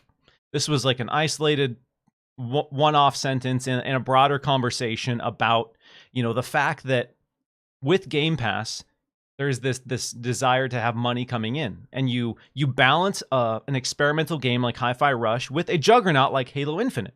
And that's kind of the yin and the yang. You have your constant revenue stream from something like Halo Infinite, so you can do a Hi-Fi Rush. And he was suggesting that, when a game like Halo Infinite comes out and doesn't hit, that puts way more pressure financially on those other smaller projects that are already in development. You can't stop them. Like, that train's moving. And so when you don't have that money train coming in the same way you were expecting with the Halo Infinite, that maybe it puts a question mark on its performance. And so Jeff was saying that, basically it heard that it didn't do what it needed to do or wasn't making enough money. A lot of people took that and ran with it, ran reports saying that, as we touched on, Hi-Fi Rush is a flop. Hi-Fi Rush underperformed. Hi-Fi Rush didn't hit all these expectations. And that story exploded. So Jeff, as this one-off line on a podcast becomes a news story, becomes a news beat, everyone's running with it. Everyone's talking about it on Reddit, Reset Era. And then in the matter of hours, it just escalates and escalates and escalates to the point where Aaron Greenberg had to come out on Twitter and be like, yo. From all of our internal metrics, this was a huge success. This exceeded our expectations. I need everyone to chill out. We are so happy with the performance of this game. And it gets to that point where this little one-off line in a podcast becomes this news cycle that needs to be addressed because everyone wants to take something out of context and make it a big, dramatic, inflammatory controversy. And they try to boil a 2-hour podcast down into a single sentence and use that sentence as the news beat. And I'm curious how you felt about watching this kind of saga play out with Hi-Fi Rush. I despise it, man. I despise it, honestly. There's not a strong enough word for how little I enjoy that level of discourse. Just, what's the word I'm looking for here? I don't know. We've talked before and you've had me on. So part of why I do what I do and what we do over at SG is to not do this, right? And we ran nothing about Hi-Fi Rush or Grubb's comment or any of the response because to me, it's not news. And what I mean by that is Grubb is Grubb. He's well known, right, across the industry and obviously has information about things. But he doesn't work at Microsoft. He doesn't work at Xbox. He has no kind of correlation to what's going on with that game. And therefore, you have to take that with a grain of salt. And as you said, it's more, and he came back and said, it's even a passing comment, right? It's not meant to be analyzed. In that same way that I think other people did. And the sad fact is, Hi-Fi, as we know, Hi-Fi Rush is an exclusive. It's a highly rated game on Xbox. Did very well as Aaron Greenberg himself came out from all metrics. But a story saying Hi-Fi Rush didn't make money or wasn't a success, that's a click-worthy article. And so and then that turns into people making editorials about this news beat saying, "Oh, is Game Pass not sustainable?" Actually, yeah, exactly. And it, this fake news story spawns into editorials about a fake situation. I mean, it wasn't. It actually happened, but this news beat becomes its own entity, and it's wild. Sorry, we're talking over each other. I didn't mean to do that, but it's a distillation. It's almost like the old game, like talking down the wire, right? Where you take this one passing comment, turns into articles, and people take that article, which is they take a headline, essentially, not even an article, because there's no article to write. You don't have any information, right? There's no actual information here at all. Instead, you're taking a headline of a comment and then making your own assumptions. And I think that happens far too often across kind of the news beat around the gaming industry and other industries, of course. And it's just disappointing. I really wish that people would just pause and think genuinely about what they read or hear and think realistically, piece it together, right? Like if Grubb says something like, from what I hear, it didn't make the money it needed to make, stop for a second and analyze what that could mean. Rather than running to a headline and saying, yeah, Game Pass is failing and Xbox is in financial trouble. And it's like, whoa. The game wasn't even sold. It you know what I mean? There's no physical copies. It wasn't an announced release. There's a lot of factors that go into that. And I think for Aaron Greenberg to come out, now you can take Aaron at his word, or you can say that he has to say those things, whatever you want to do. But for a game like Hi-Fi Rush, that is not what you would call a typical big budget release with lead up marketing and physical copies and collector's editions, right?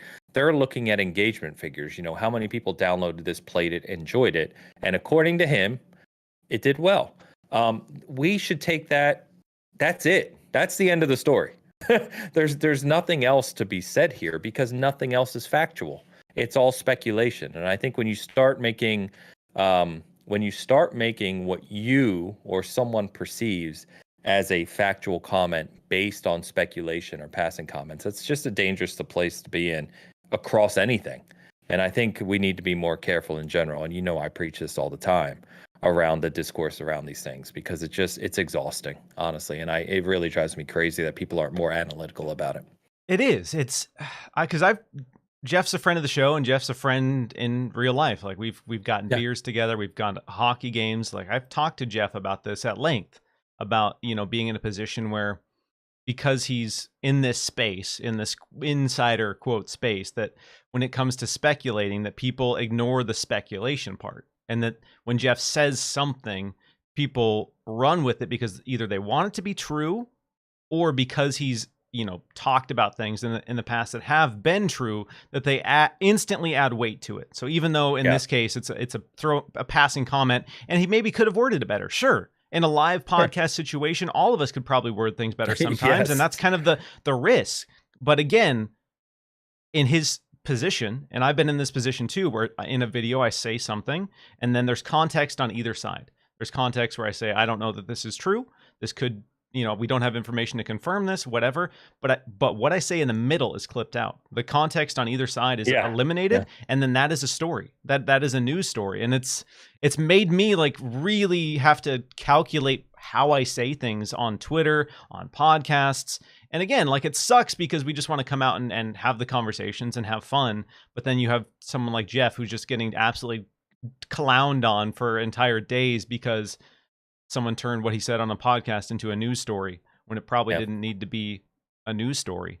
And yeah, that whole saga is just kind of highlighting what I think is so fundamentally wrong with the way that people want that salacious stuff. Because the reality is that salacious headline, that initial like Hi-Fi Rush is a flop, for some people that's just the reality now. The fact that there's been corrections, the fact that Jeff Grubb has come out and clarified his statements, the fact that Aaron Greenberg has talked about it, that doesn't matter for a lot of people because they went on Reddit, they saw the initial headlines, and that's it. They're not going to follow up. They're not going to follow up on the updates.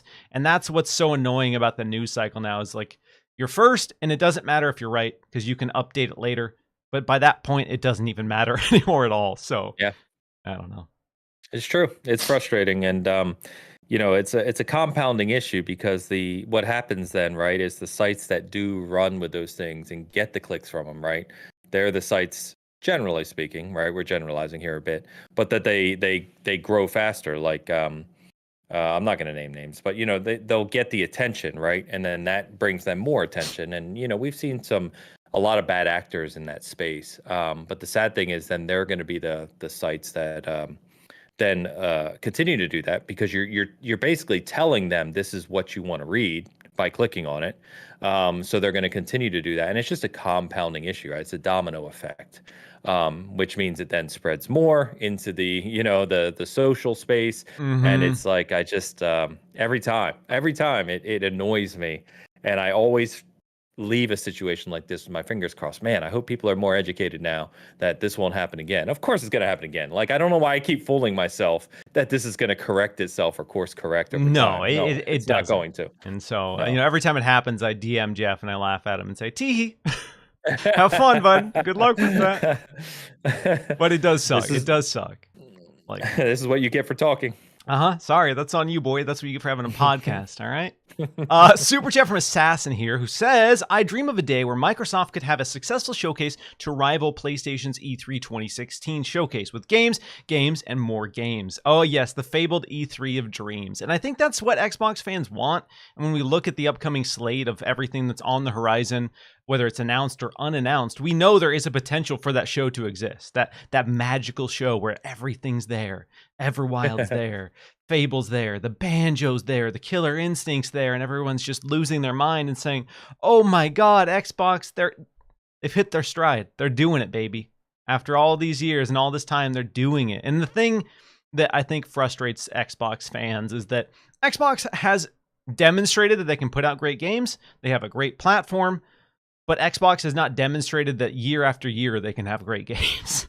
Yeah, it's inconsistency. Yeah. So yeah, I wanted to touch on the Hi-Fi Rush situation because it was, interesting at the very least. Okay, Ains, Next part of the show.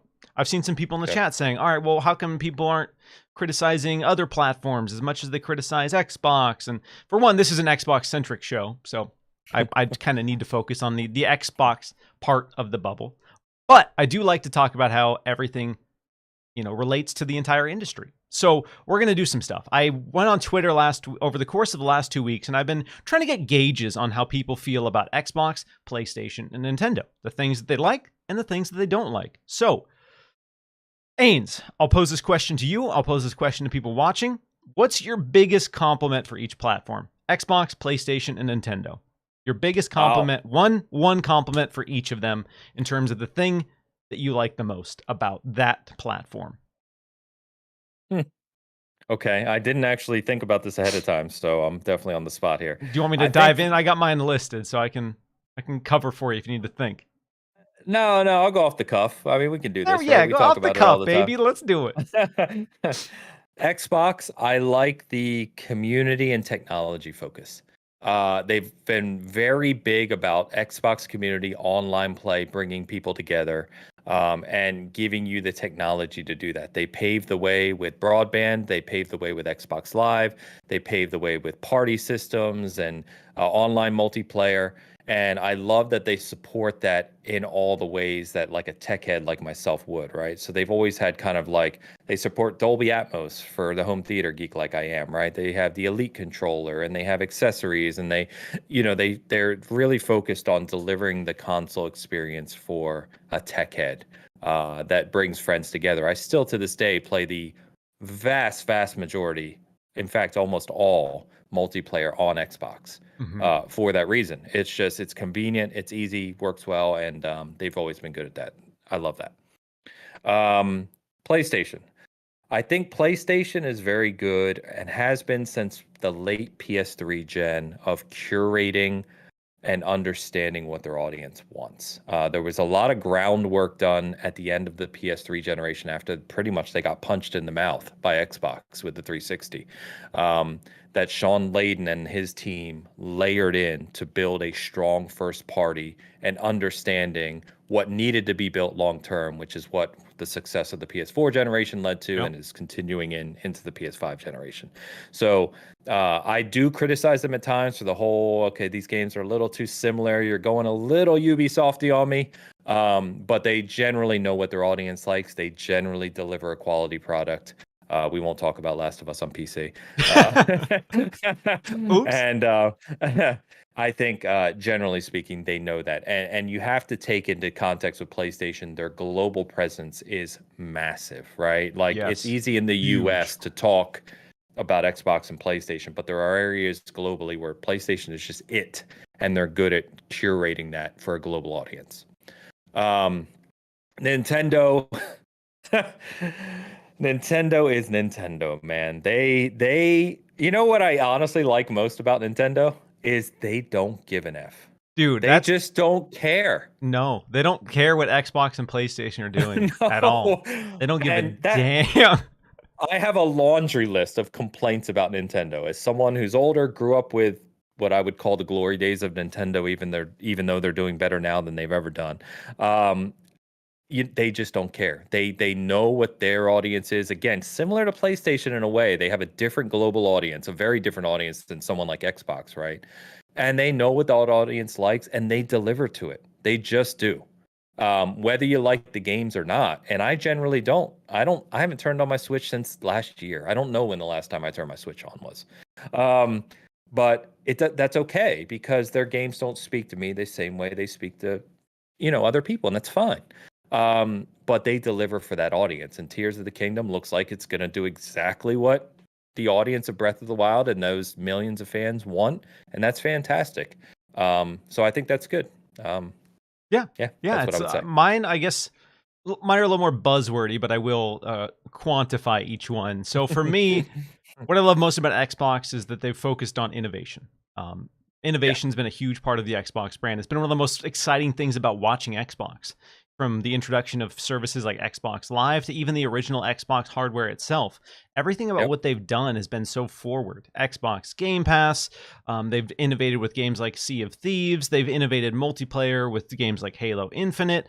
They've just constantly over the years evolved what we expect a console experience to be, especially on the social aspect. And for me, as someone who primarily plays multiplayer stuff, social is a very important component of why I love video games and why I play video games. So Xbox focusing on innovation is exciting. They continue to do it. They've always done it. And that's been one of the reasons that I've gravitated towards focusing on Xbox, because in a Me lot too. of ways, they have been this forward driving figure in the games industry. They Play, don't get enough credit for it. they don't. Xbox Yeah. Live changed gaming forever. Forever. Fundamentally Absolutely. changed it forever. Achievements Oh. as well. Like, and that's Yep. why, again, I think right in the current state, people were looking at Xbox and saying, well, you did innovate in the console space, but now you're not. You're innovating other places, but the console side has dwindled. And again, Yeah. PlayStation focuses on quality.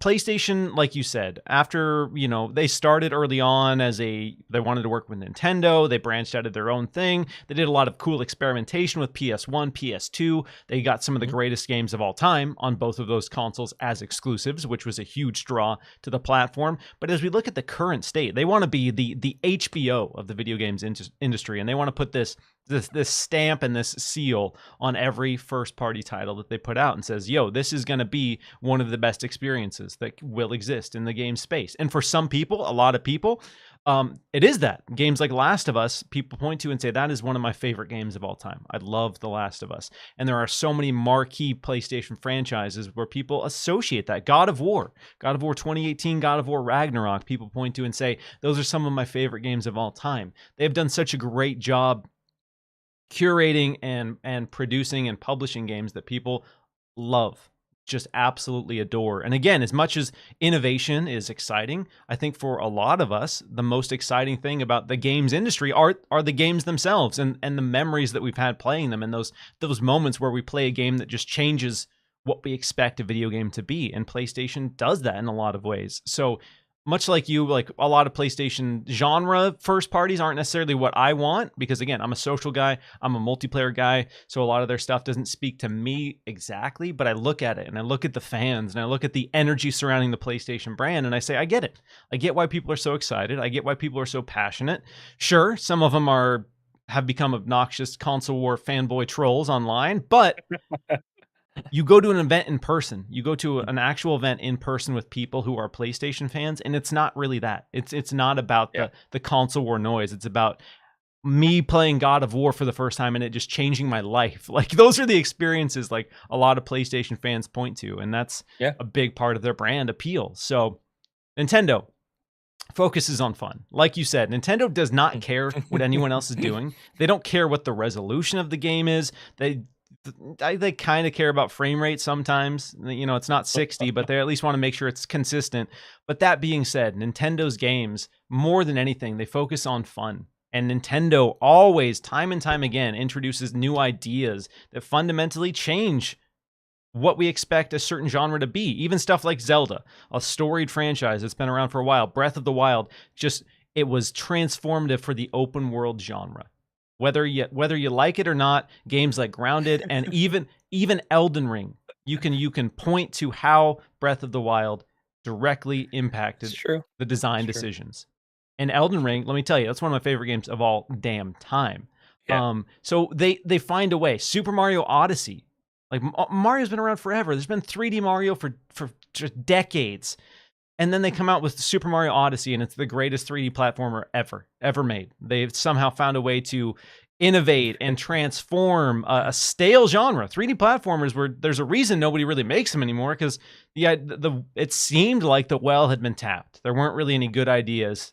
And then here we go, boom. So they keep doing it time and time again, and they keep making fun games that you can share with friends, family, and it doesn't matter if you're a hardcore multiplayer gamer or a hardcore single player gamer. You can look at a Nintendo game and you can have a good time, and I think that's a huge draw for their platform. And again, they don't really care what the trends are. They make trends, and I think that's important.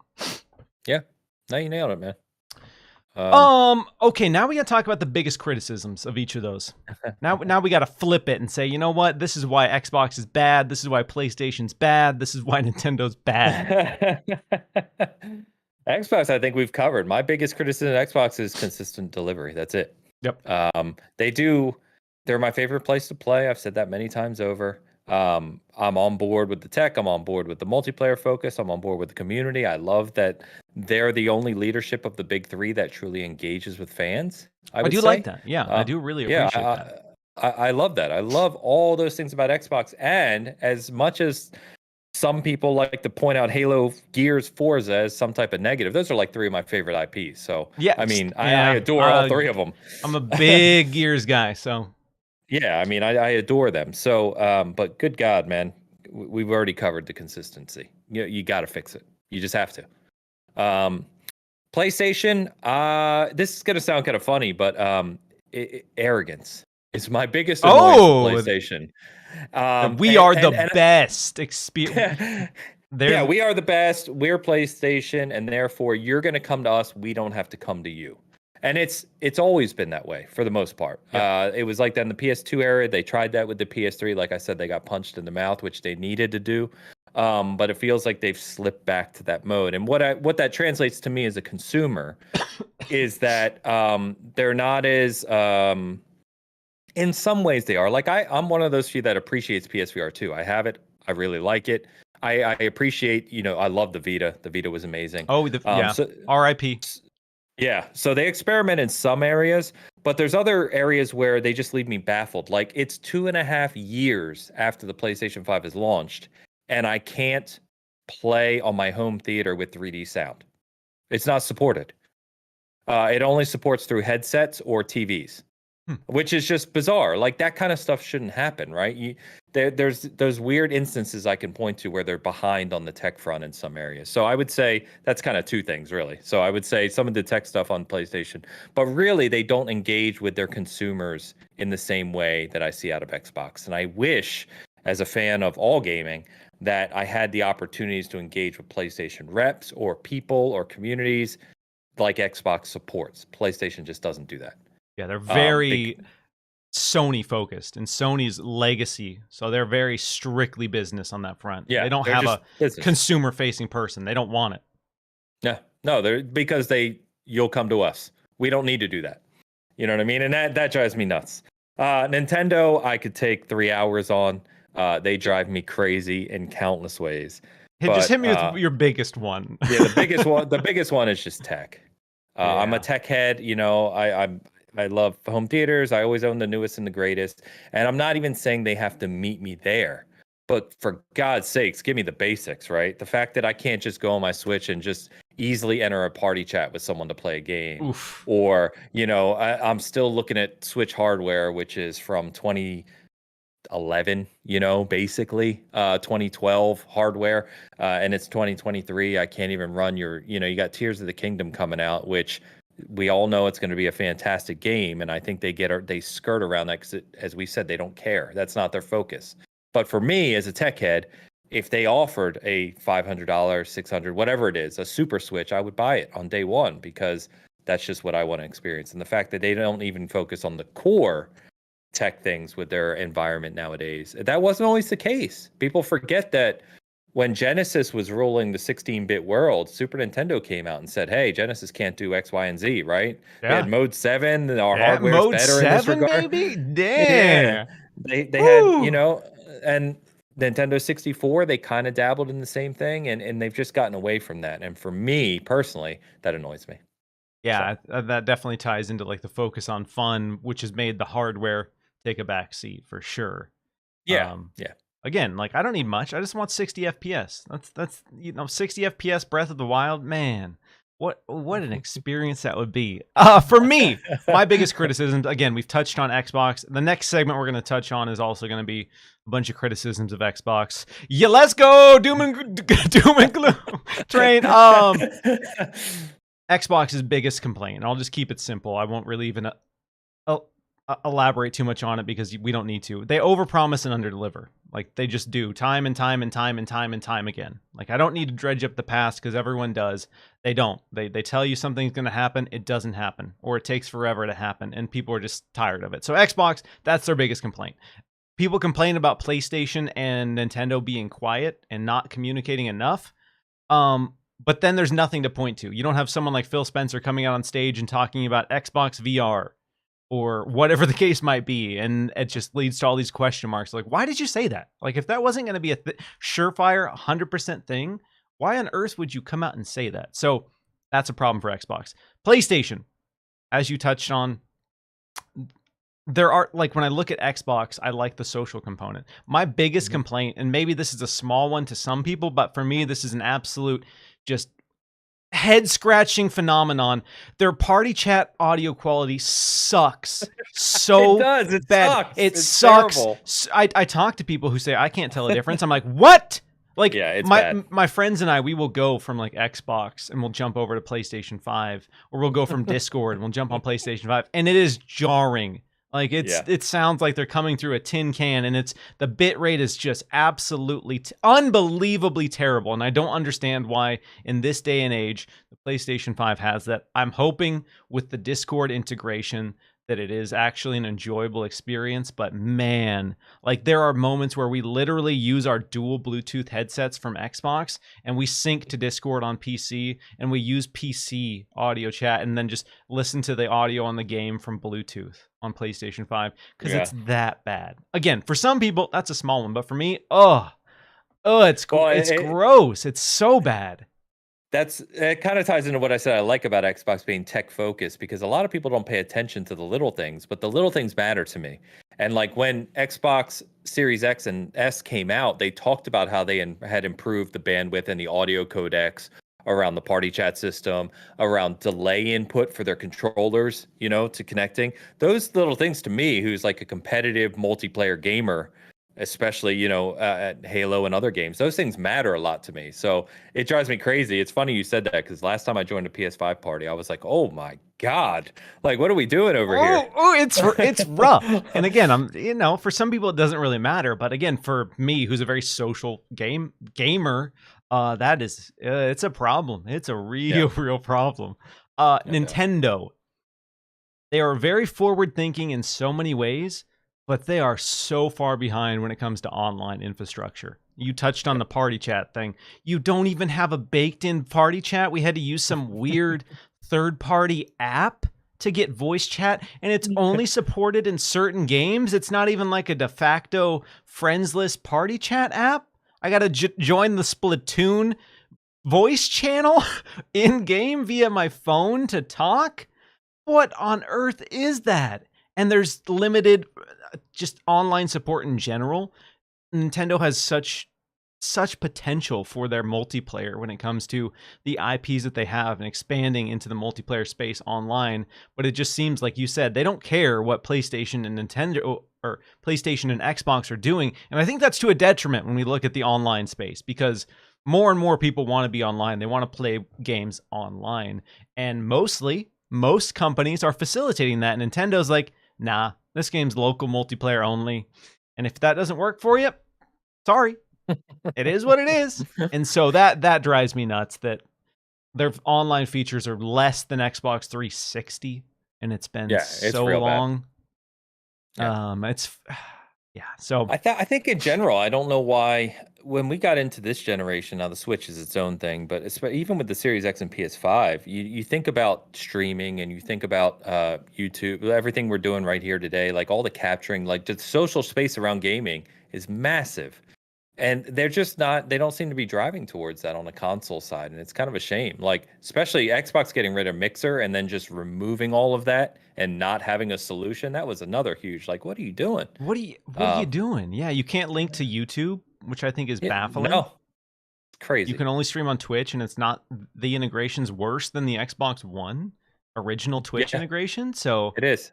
And it's worse than PS5 too. And it's exactly. So again, Xbox being social focused, being online focused, it's weird that they're after Mixer. RIP to Mixer, because I did really love awesome. Mixer. I did. I loved it. It was Yeah. the tech was so good. Yeah, They it just was. said, you know what? We're spiting the world. All right. If we can't have Mixer can't succeed, then we don't we don't care about anything else. All right. So I'm gonna shrink down the next topic because we're coming on about 2 hours. I don't want to keep you forever, but like I mentioned previously, over the course of the last few weeks, I've been going and getting a vibe check from the Xbox community about, where are you at with Xbox right now? Because as we've seen online, there's been a lot of negativity. There's been a lot of pessimism. There's been a lot of criticisms. I appreciate everyone here who's in the chat hanging out. Again, if you're digging the show, hit the like button, share it. And I see a lot of people dropping a lot of genuine criticisms and concerns of the Xbox platform, of the Xbox brand. And I think often we're quick to say, I don't agree with this, so I don't want to hear it. We do that. All of us do that, I think, in some capacity. But I think there's a lot of stuff that we do need to talk about. So on my little vibe check post, I had thousands of people reply. Thousands. Wow. And I was very grateful because it could have been just a console war dumpster fire of just a hellscape, just a mentally draining, mentally taxing, exhausting thread. But it was very constructive. It was very constructive, and I really appreciate people who engaged with it in a meaningful way because there's stuff worth talking about. So I boiled it down to some of the biggest points, and I was going to have us go through and say whether or not these are genuine concerns, but that'll take forever. So we're going to go through what seems to be the most prevalent concerns here, and then you and I are going to role play. We're going to be Xbox execs. We're going to go sift through this information, and we're going to come up with the 5 biggest wins to, appease the frustrated Xbox fans. Okay. So according to thousands of replies, these are the things that are most upsetting about Xbox right now. We had console games, Redfall in particular being the prime example, not living up to the hype of the console, not living up to the expectations of the console. That was a big one. A lot of people, again, were saying that Xbox games aren't consistently exciting. Another one, Xbox seems to be less interested in console support. Xbox has spread themselves too thin. Xbox isn't great at marketing games. Xbox doesn't have consistent high-profile games. Too many games from specific genres and just generally speaking are skipping Xbox, and Xbox has not improved game DVR, Xbox achievements, or the UI experience in a meaningful way. Again, those are kind of like the biggest ones that I saw over and over and over and over in this thread. So Ains, you and I, we're sitting down, we're going through this feedback, we're looking at all of these thousands of replies, and we're saying, all right, we got to get some wins here. We got to get some W's on the board for Xbox fans, man. How do we do it? How do we get some easy W's to win back the community and get that momentum back on track? What do you got for me, man? Hit me with some ideas. Yeah, just fix all that stuff, right? Fix it all.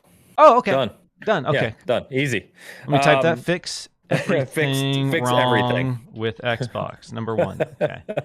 What else do we I think first and foremost, right? And this, if we're talking realistically, I don't know what the tail on these things are, so we're just going to be broad, right? I think first thing is you have to deliver, like we talked earlier, on the next 12 months, rest of 2023 into the first quarter of next year. So that means salvage Redfall, whatever that means. I hope the game lands well, get that performance mode out, salvage the reputation about it. If it reviews well, make sure you let the world know that it's reviewing well, right? Yes. Because you got to counter that the criticism. Now, most of the world, like we said, doesn't know what's going on with Redfall, but still, make sure the world knows that Redfall's a good game. Let's fingers crossed. Then you've got to deliver on the rest of 2023. So Starfield is by far and away their most critical release, right? I mean, it's going to be a bomb drop when that game hits. It has to hit. It has to be ready to be played. It cannot miss. So at this point in time, they know that, obviously. I'm not educating anyone here. But if there is even an inkling, I'm talking about a millimeter, that there's going to be a problem with that game, and even a small vein at this point in time, I don't care what you have to do to make sure that lands as it should, but you make that happen. And then, of course, the other releases, Forza, etc.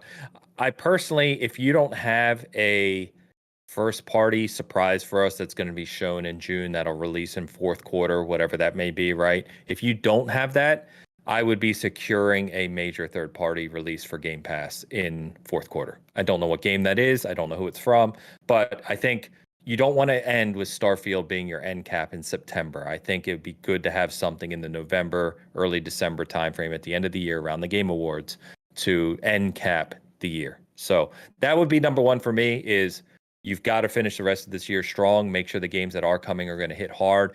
Starfield has to be put on a pedestal. It's already on a pedestal. You got to make sure it stays there and doesn't get knocked off.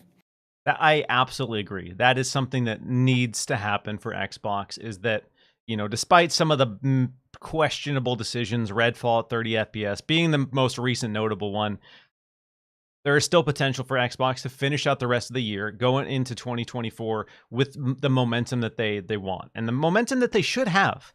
Like if Xbox comes out of the other side of 2023 with all of these games out the door and people are still having questions, then that's going to be a tough place to be. Because like we touched on and we've talked about previously, on paper, this should be one of the best years ever for Xbox. So if one of the best years ever for Xbox isn't selling people on Xbox, then that's not good. That is just not good. So I agree. They need to make sure that high-profile releases like Starfield hit, Forza Motorsport hits, and just finish out the year strong. And like I agree, having some sort of cap in the holidays, because as we've learned with God of War Ragnarok and everyone else, Nintendo and PlayStation both have a marquee holiday release.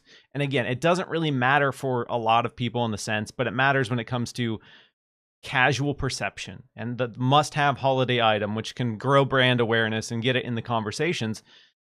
God of War Ragnarok boosted the hell out of PS5 sales, boosted it massively. And that momentum's kind of carried. So a lot of people are like, damn, I got a shiny new PS5 for holidays. I'm getting Hogwarts Legacy on PS5. Let's go. And then so PlayStation, as we've seen, has just been riding that wave. They got all these new users in and they're just riding it strong. And so Xbox could use a little boost like that. I think. Yeah, and I was going to say to do that, right? This is where the day and date with PC is a challenge, I think, from a marketing perspective, because if Starfield was only launching on console, not saying that would ever happen, right? Yeah. But if your major release like Starfield was only launching on console, you can focus around that. But going back to the console experience, right? You have to make it a big deal that Starfield, a game that's that big, can only be played on Xbox from a console perspective. And make sure that it's up to par. That just has to happen. That console experience needs to rock socks. All right. It has to. It really, really has to. And that's a lot of pressure for Bethesda and Microsoft. And I think that's why they're giving it so much time to make sure that when it comes out, it lives up to these expectations of Bethesda fans, Xbox fans, and the people who have been waiting. I know people who bought a Series X for Starfield. So if the console experience for Starfield isn't great, oh boy, we are gonna hear about it. We are gonna hear about it, dude. Number 2, for me, Xbox needs to have a killer showcase in June.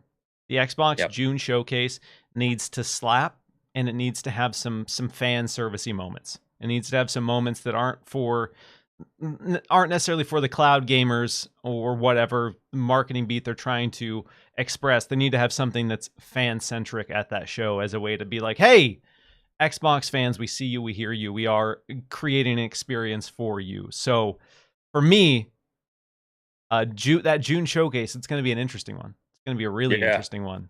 A lot of eyes on it, right? Especially because they're mixing the Starfield kind of demonstration with it in a same day, right? So a lot of eyes on it. You've got the world paying attention. E3's canceled now. The Summer Games Fest is that same week, but 3 days prior on June 8th. We don't know when Ubisoft is, etc. So you have the attention of the gaming community on June 11th by yourself. Make it count. And you've got to basically what we've been talking about already, right?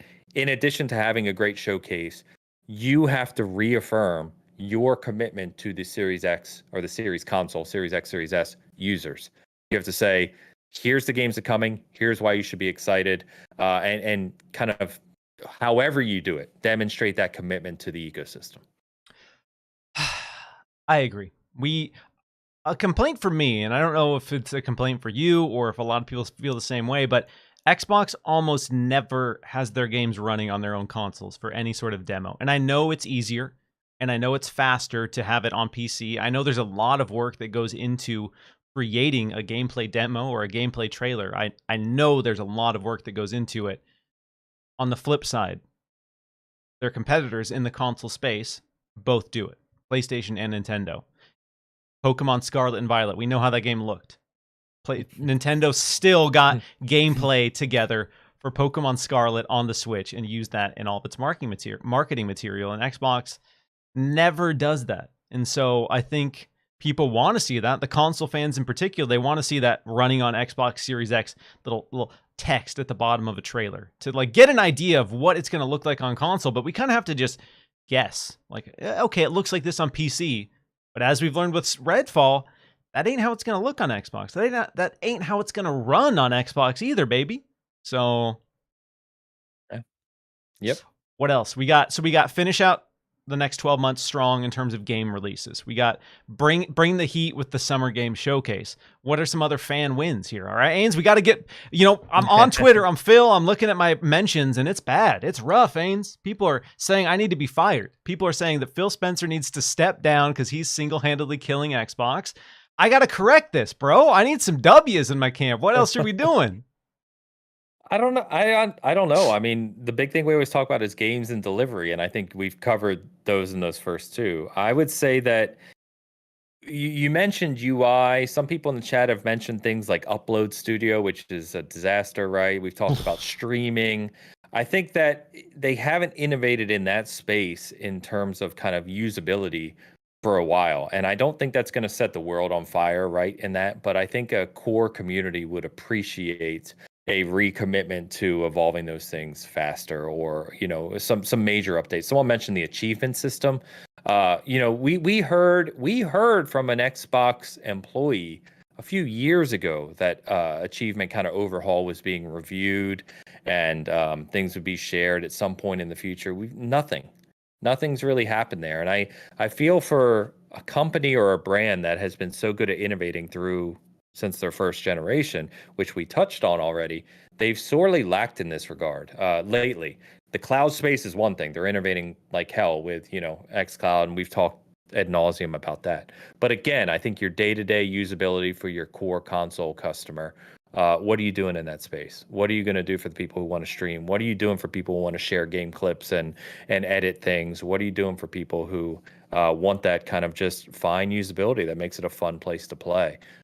So I would say something like that. Like I said, I don't think that's going to set the world on fire. The first two things are the things that are going to really set the change the narrative, if you will. Yeah, I think, again, we are looking at Xbox fans from this perspective. So I agree. I put revamp the console experience, UI, and achievements. And that's something that people have been asking about, because remember when they did the Avatar refresh? Remember when they were showing how Disney and Pixar and how beautiful the new avatars would be and how they were excited about that? And then they released the revamp and just let it die. They did nothing with it. They didn't improve the integration. They spent all this time and energy making them look good, but it doesn't matter because you don't really see them. They're there. You can take some profile pictures if you want, but it wasn't like 360 where they were innovating how it incorporates in the social experience. They were integrating avatar rewards into Xbox achievements. Remember playing Left 4 Dead 2 and getting dope avatar shoes and t-shirts for getting achievements? That was cool. Yeah. That was a moment where like, hell yeah, they are investing and improving achievements. And really, achievements aren't going to sell a console. Nintendo Switch is just flying off the shelves. It doesn't need achievements. So maybe there's data that shows like, it doesn't matter. It doesn't do anything, blah. But again, we're talking about the fan perspective. We're talking about the things that set the Xbox platform apart. And those things being forgotten and kind of pushed off to the side, you lose some differentiators. And I think Xbox could spend some time revamping achievements. I posted this on Twitter. I don't know if you saw it. Hear me out. It's kind of wild. But I woke up the other morning and it came to me in a dream, Ains. Oh. No, it didn't. But I woke up and the first thought that popped into my head is like, what if Xbox achievements, much like Steam, they rewarded you digital trading cards as a way you can slap them on your profile. You get a little badge, whatever the case might be, but you get a cool little trading card for getting achievements with Xbox games. But then, what if Xbox took it one step forward and they had an Xbox platform card battling game?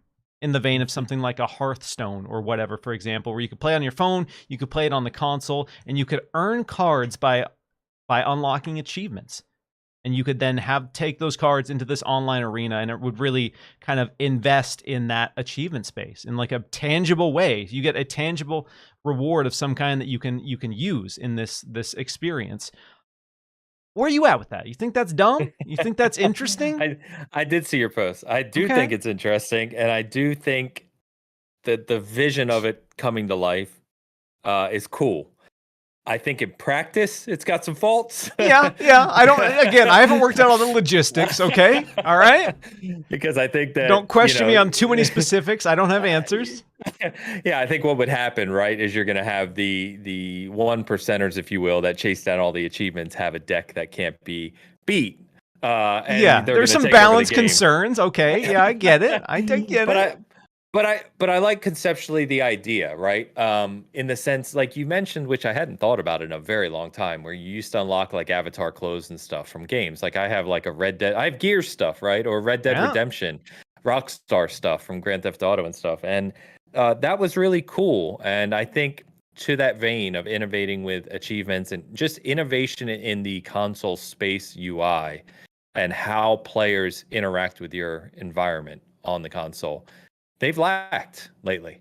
And they really pushed the bar forward with the 360 gen, one of my favorite gens ever, honestly. And they tried with the Xbox One. We all know what happened there.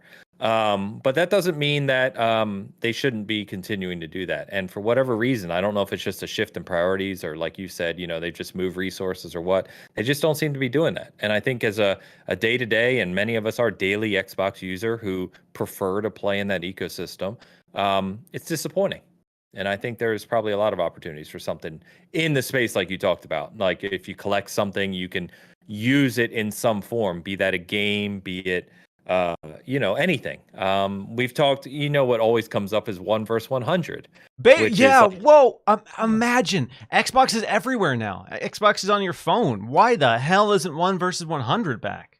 Yeah, we've heard it's coming back, right? But I'm not even talking about just that IP specifically, right? But conceptually, just the type of games that bring community together. They talk about the jump in, they talk about playing games where you are, all the phrases or statements you want to make about bringing community together. And they used to seemingly have a bigger focus on that in many ways. And it's not there right now. And I think that'd be a good third. Obviously, game delivery is the key, right? Game delivery consistently, game delivery is the key. But if you're talking about our day-to-day users like us who just want the best experience and unique experience, you gotta add some spice. You know what I mean? Add some flavor.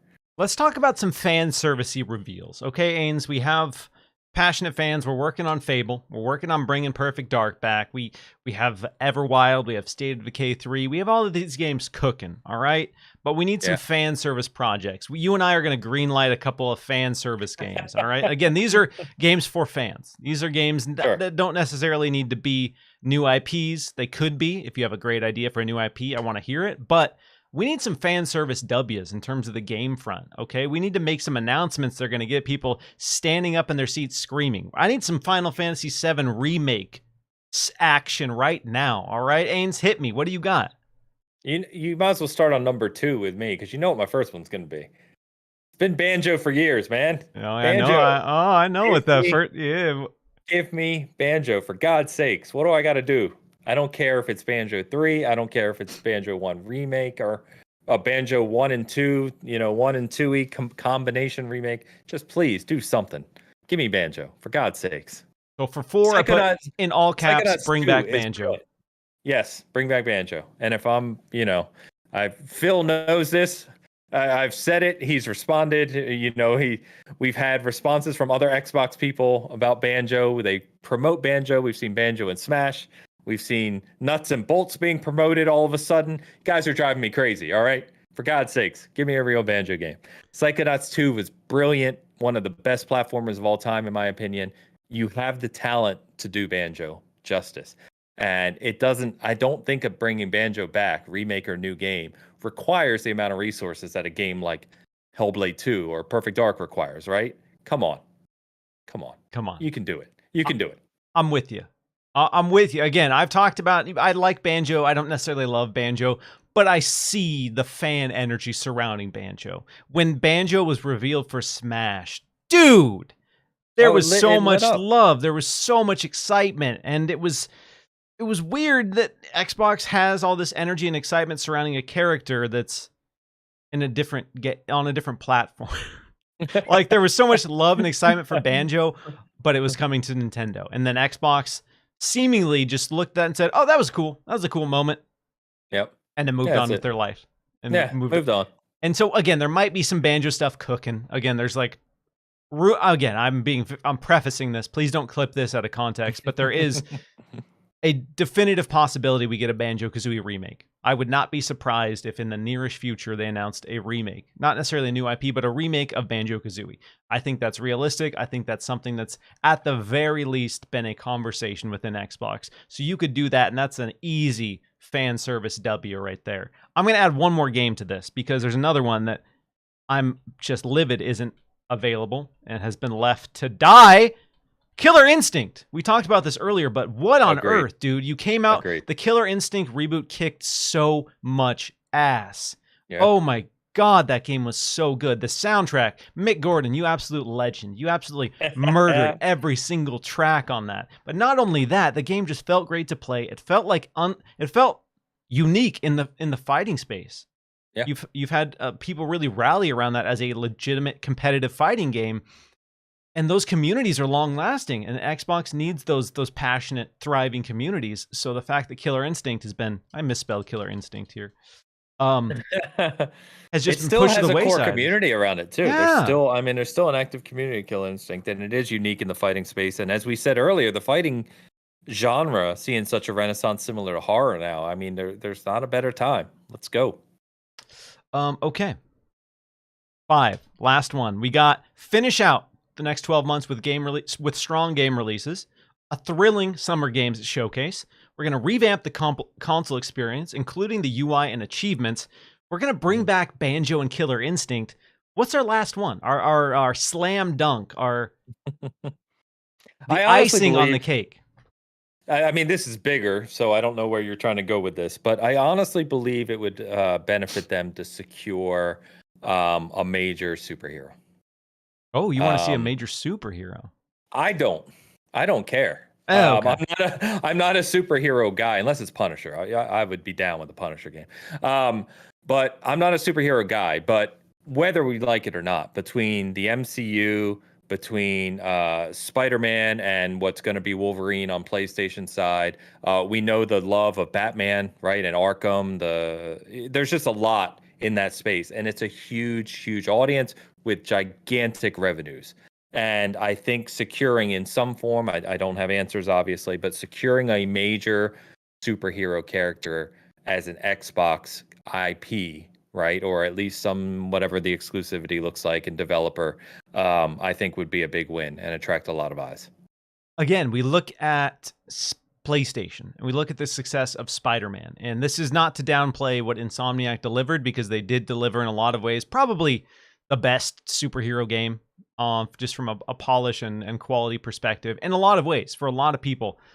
But Spider-Man is also a juggernaut IP, regardless of who touched it or what the quality is. Like, that's what I mean. It's just it's people love it. Spider-Man is going to buy. It's going to sell. Exactly. I mean. So, what's the hero then? What's Xbox's equivalent answer, I guess, if we're picking a superhero that Xbox is going to try to throw down big money to make an exclusive game for, and who's making it?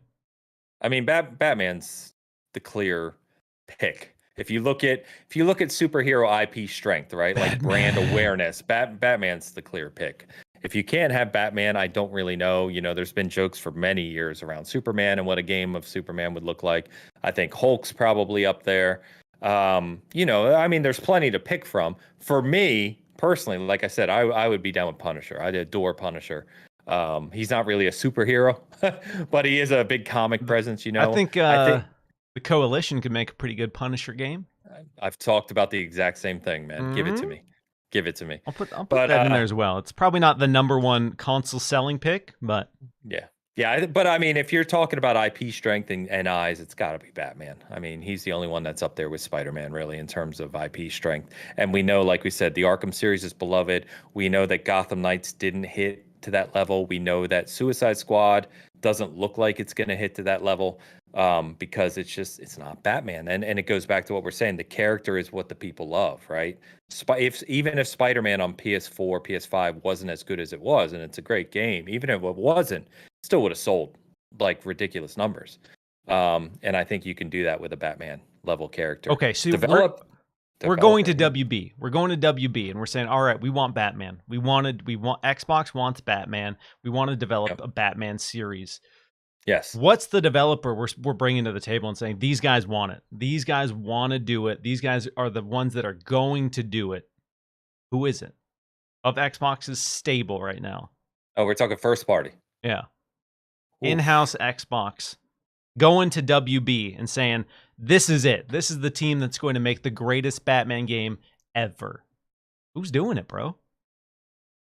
Good question. I'm running through my head because what I'm thinking is it's got to be AAA because you need to compete at that level, in my opinion.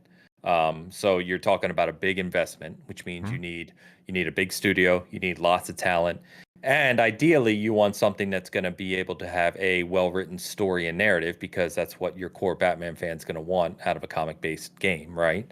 It may be an obvious choice, but I'm going to go with Obsidian. Yeah, I'm with you. I was just thinking that. They have done a really good job with world building, storytelling, and I could see Obsidian nailing that, really. Let's not forget Obsidian made Knights of the Old Republic too. Yeah. They've made some core RPGs. They can write. They have hella talent when it comes to writing stories and narrative. Let WB work with them. Keep it in canon, right? Bring us the core characters. Get a good voice actor for Batman. Come on. Like these conversations have to be going on. Like you need a superhero presence, and I'm not even the guy that buys them. I don't care for superhero games, but just look at the industry. You need it.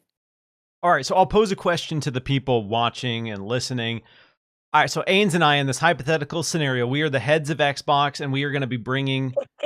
We're going to finish out the next 12 months strong with game releases. We're going to give you one of the best game showcases from Xbox this summer. We're going to revamp the console experience with UI achievements, show you that we're invested in the console. We're going to bring back Banjo and Killer Instinct, and we're going to give you Batman by Obsidian. Do you want to, if we can do all that, do you still want us fired? Is that, if we can do all of that, is that enough for you? Okay? Or are you still coming for my job? Are you not entertained? What else can I do? Okay? I got to be honest with you. If I was someone like sitting in Phil's chair and we actually delivered on those 5 things, which, we're talking pipe dreams at this point. Yeah. But, we actually deliver on all of that. And there's fans still complaining. I'll be like, I'm retiring. I'm done. Yeah. I'm done with these guys. If this happened and people were still like uncertain about Xbox, like, okay, you know what? Somebody else jump in the seat. Good luck to you. Godspeed to you. I'm out. I'm riding my yacht off into the sunset. I'm done, dude. Yep. I'm done for sure. But I think, someone said Star Wars over superheroes. And I think that it's the same point, right? There's certain IPs. Look at how well Hogwarts Legacy has done. It's the sales are disgusting how well that game has sold. The brand power, it's absurd. And that's what I mean. That fantasy IP brand power cannot be understated when it comes to certain things. And superheroes just happen to be one of them. You know what I mean? Yep. Probably because they make for good games. In theory, they have that setting that translates well. So, yeah, absolutely. Ains, appreciate you, man. We went through the gauntlet. We had some good conversations. I'm glad we could have some deeper ones about, tech and analysis and how we interpret that information. And I appreciate you. We always have some good conversations, so always appreciate having you on. So thanks again, man. One more time for everyone hanging out with us. Where can they find you? What are you working on? Yeah, man, no doubt, brother. I love chatting with you always. Always a pleasure to come on. You're one of my favorite people in the Xbox community to speak of, and I don't mean just Xbox, but in general, you know what I mean, but talk about Xbox with. So thank you. As I said, Season Gaming, you can just go to the site, seasongaming.com, and find everything, but we do a weekly live show Sunday mornings, 11 a.m. Eastern, called The Big Cast. We do another bi-weekly show called Cast Co-op. We do, articles, reviews, etc. So we do the whole kind of gamut. Appreciate you checking us out. We don't do any ads. It's all self-funded. I fund all of it. So we don't, we don't kind of get in the clickbait space. We don't have ads. We don't get into all that. It's just core gaming news. If you don't mind, let me call out 2 other things real quick. Do it. Get it out there. So I want to shout out to a couple of our friends in the industry or in the gaming space. So one, I want to shout out to Rand, our good buddy Rand. He lost his dog, I believe, yesterday or the day before, which, any of us who are really close with their pets and have that relationship with your dog or cat or whatever it may be, that's a significant thing. It's like losing a family member. Yeah. Rand's a good dude, and I want to just shout that out and say sorry to hear it, brother, and all the best, obviously. And then on a more serious note, I want to call out Hogue. So Rick Hogue, who runs his own channel, of course, and does Virtual Legality, who's a Bitcast co-host. He had a stroke in December, obviously completely unexpected.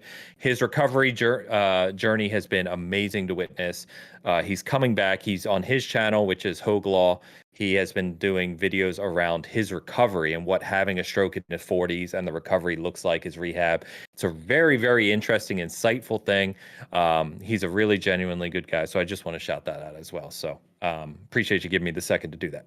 Absolutely. No, I really appreciate you. Yeah, because Rand lost his dog Shakespeare, which is a family pet for a long time, and that's a huge bummer. So yeah, send all your love to Rand. I know I hugged my dog this morning. I had 2 people post on Twitter today that they lost their longtime dogs, and it's a bummer. Yeah, if you have longtime family pets, you know what they mean to you. So just shout out to Rand and shout out to Hogue, who it's been so awesome to see him out and about. He's been on Bitcast. He's been back. He's been doing his own content, and I've seen him making the rounds in other podcasts. And it's awesome to see him back in there because that was such a stressful moment, and there was like all these highs and lows surrounding it, and it seemed like so uncertain as to what this would mean for him. So it's been awesome to see him back out. So appreciate you giving them some shouts, and send all the love. We all should be a little bit nicer to each other. We all can, regardless of where you stand with someone.